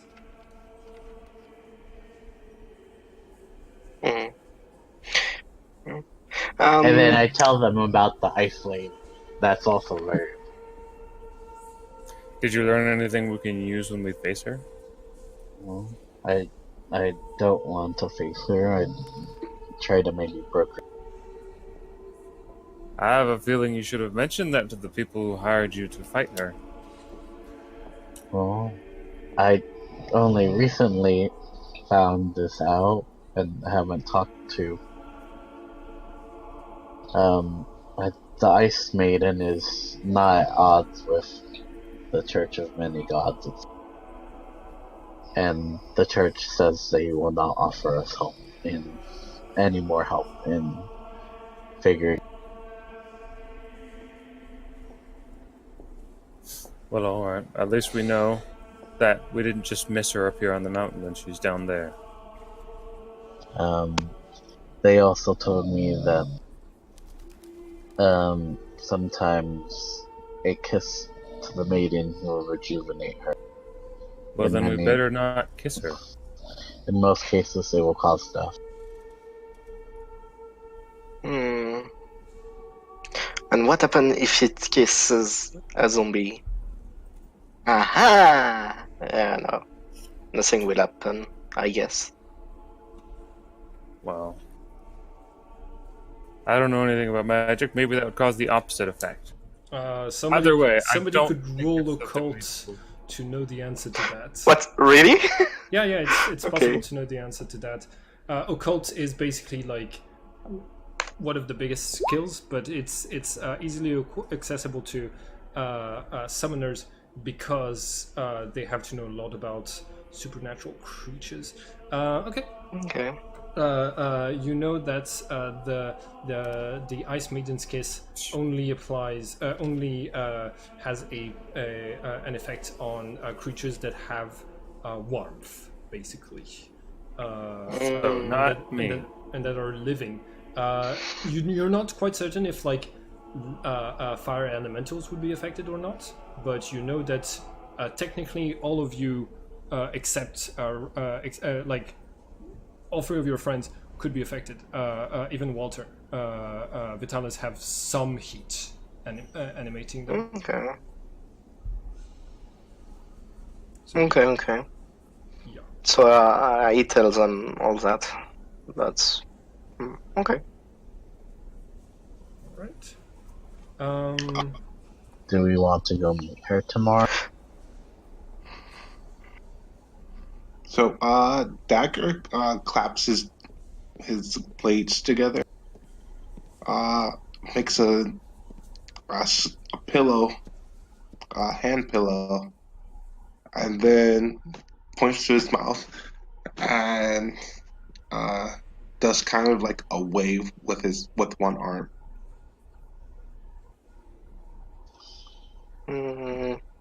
I didn't understood one word You of can it. communicate to the sword. Please talk to the sword.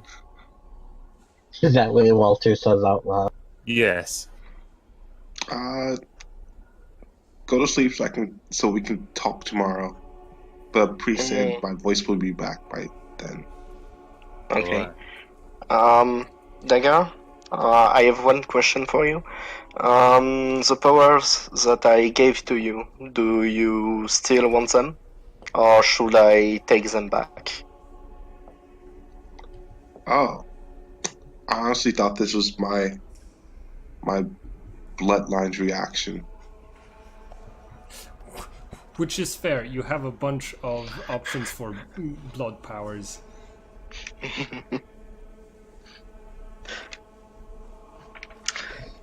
So, I do you want to keep them or not? So it's an additional movement, ability to move underground, extra attack, and plus 10 initiative. Yep. Yeah, this is fine. Okay. It's fine. Under her breath, Van whispers, "Man, how come everyone else gets a transformation?" Listen, you have one when I have mana. Rifle cannot. Hmm? I say that out loud and don't think it, so you can't hear it. Oh, okay.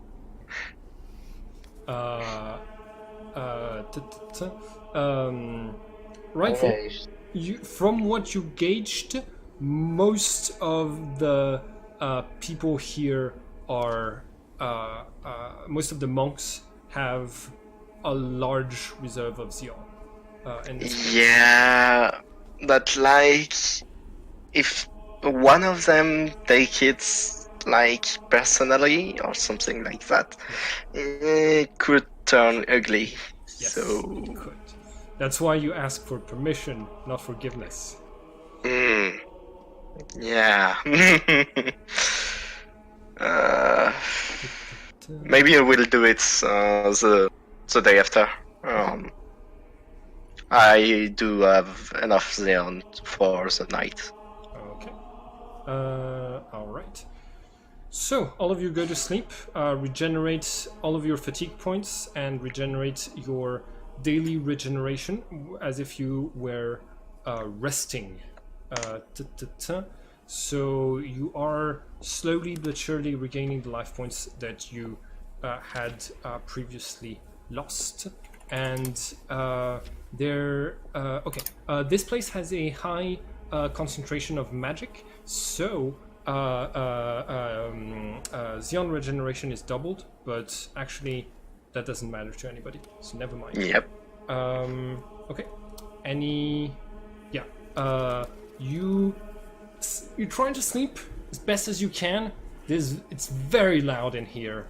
The snoring is. Okay, just give me 1 second. Yeah, the snoring is very annoying, but after having climbed the mountain all day and fought against this monster, you are tired enough to get some rest. All of you except Rifle, of course. Yeah. So I do have a little question about that. Yeah. If Walter is asleep, do I still hear the snoring? Yes. Oh, okay. But you don't need to rest. Yeah. That does mean that I does not sleep and hear the snoring for all night. Yeah. You can turn off the bill. No, it's costly to relaunch the spell. To reactivate. Yeah. So you have. You could tell me to teleport you somewhere where it couldn't. And what if you didn't thought about getting me back or someone picking me away? Are they gonna find you randomly in the mountain?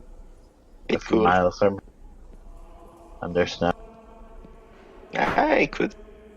Okay. Maybe. Well, I'm not gonna teleport We you did if you get attacked by Anarchy Chimera, so why not? Chimera, thanks.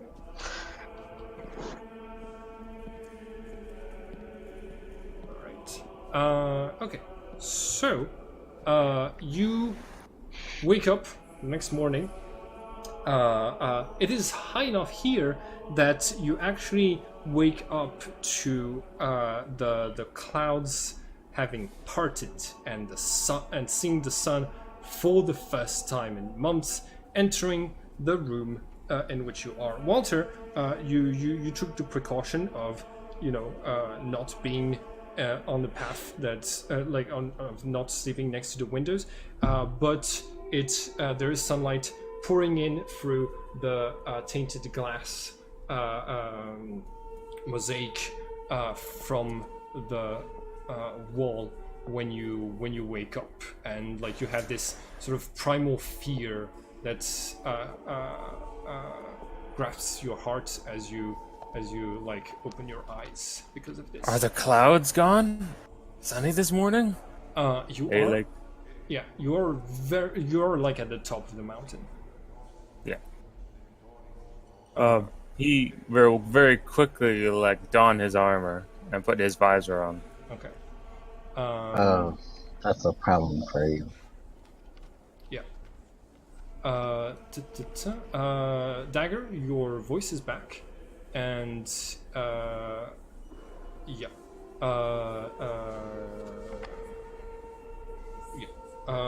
The bells of the monastery are ringing, and people are and the monks are gathering for the first meal of the day in the main hall.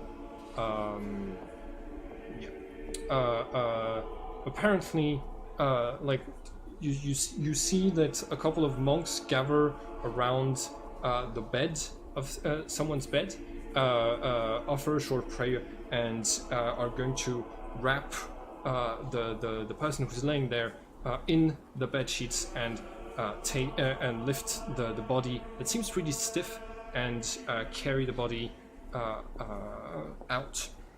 You see, you hear one of them giving orders to prepare the body for the crypt, and yeah, what's happening to the background while you're waking up? What do you do?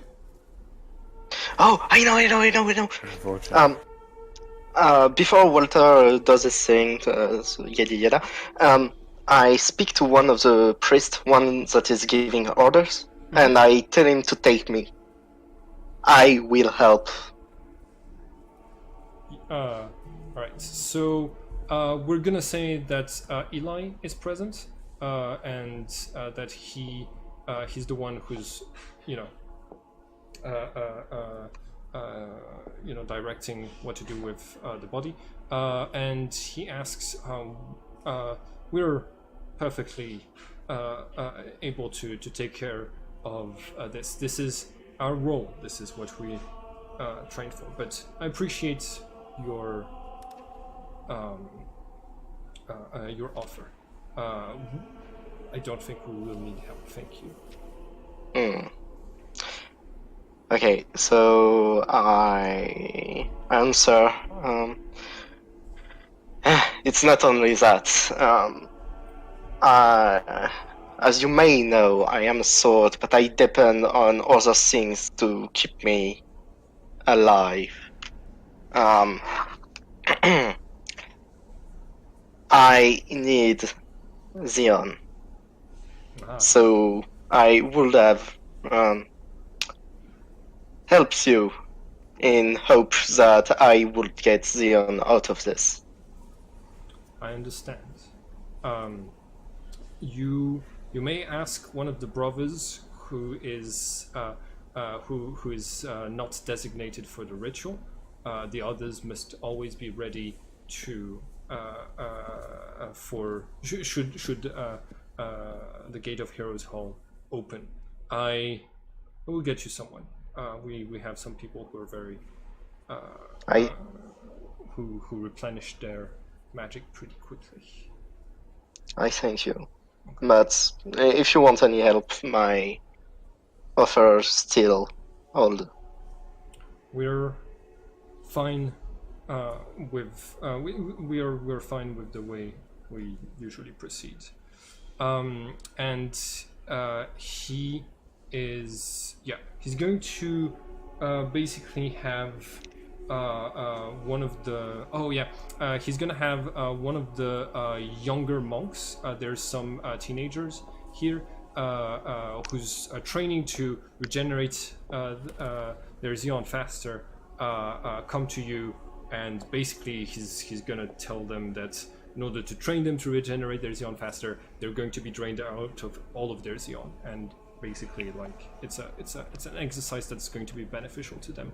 So you are able to replenish 600 points of Xeon.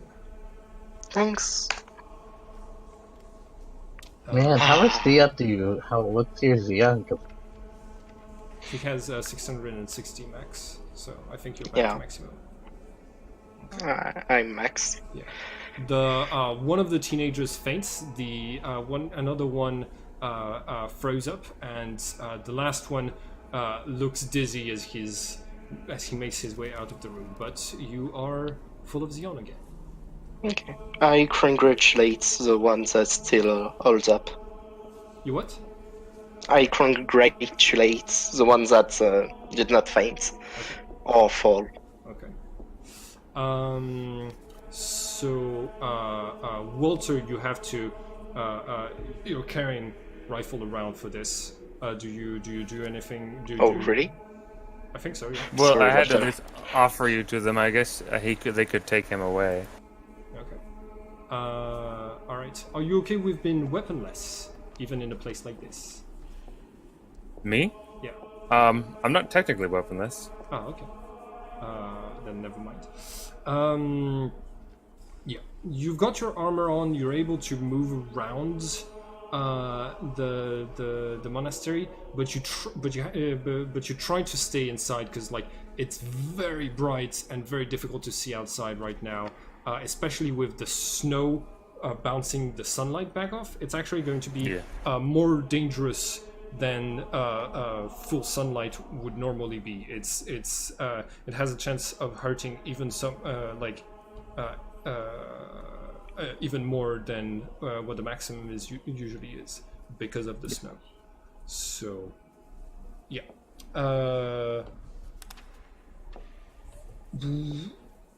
Yeah. Are you going to do anything in particular during this time? No, he'll be a bit impatient if it takes too long for everybody to get back to them and get ready to go down the mountain. But he's just gonna like take extra precaution to make sure that his visor's fully on and that his eyes are blocked from the sunlight and that he'll be at least not immediately in flames as they go down. He can also just hold up his shield, which is nearly as tall as him. Okay. That's pretty good shade. Yeah. So you want to take the chance of going down the mountain while there's sunlight, so that you leave today. Got it. So you let Dagger and Vans know you're ready to leave. Well, if they immediately vanish, he will eventually have to go and search for them. And if he still has the sheer senses on with rifle, he will be like, he will definitely say, "Where is everyone? Are we going?" I was still there. So I don't know what rifle. I'm doing something. I'm having a nice breakfast. Alright. Well, tell me when you're done. Where's Dagger right now? I don't know. Dagger slept in. Okay, good. Okay. Just because he was a little more injured from that fight. Just a little bit. He will say to Vond, "Please wake Dagger up. I don't think we need to be here any longer." Okay. I teleport Dagger from his bed to the ceiling and have him drop down. You could also teleport him into the snow. I could do that. I could go to his mind. There's a lot of things I could. You could give him a nightmare about falling into snow. So yeah, I'm gonna teleport. Okay. That's definitively evil.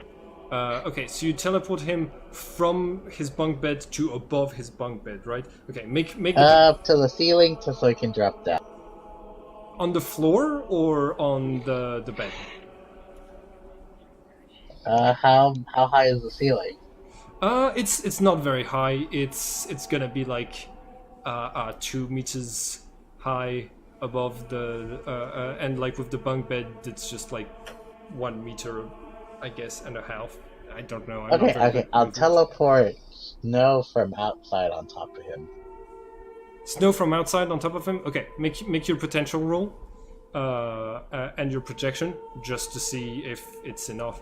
Okay, protection is enough. Potential is enough. Okay. Dagger, you are hit in the face by just a ton of snow, and roll physical resistance because you might get roll disease resistance. Well, I wasn't gonna use my maximum amount of snow, just like enough to. Okay, wait. Do you use your maximum amount of snow, or do you not use your maximum amount of snow? I don't use the maximum amount. Maybe I'd say like 3-4 pounds of snow. Okay, all right. So yeah, you in this case you don't need to roll anything, but you're woken up by cold, hard snow, Dagger.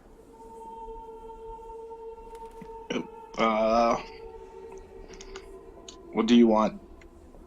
I was having a good dream.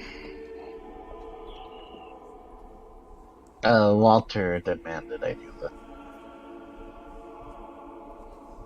you take orders from Walter now.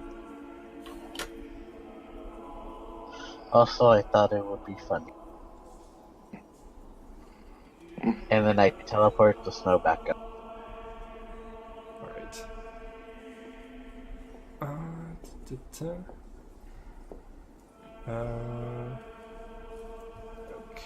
Okay. What's going on?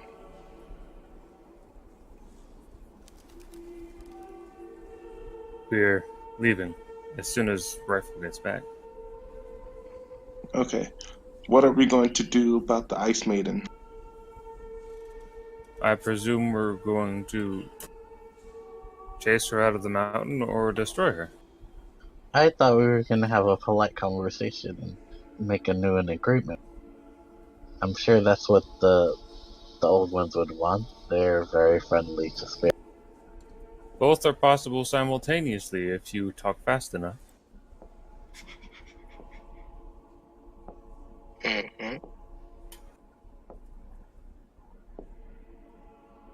Anyways, we should go quickly. Indeed. I don't know how much time it did take me to regenerate my mana. So Just a few minutes. So Okay. you're ready to go again. All right. Walter, I'm going to need you to make a physical resistance check of difficulty 80 to represent your like the sunlight. Like despite you wearing your armor, there's still the problem of the sunlight being reflected with the snow. So okay, that is sufficient. Yes. Yes.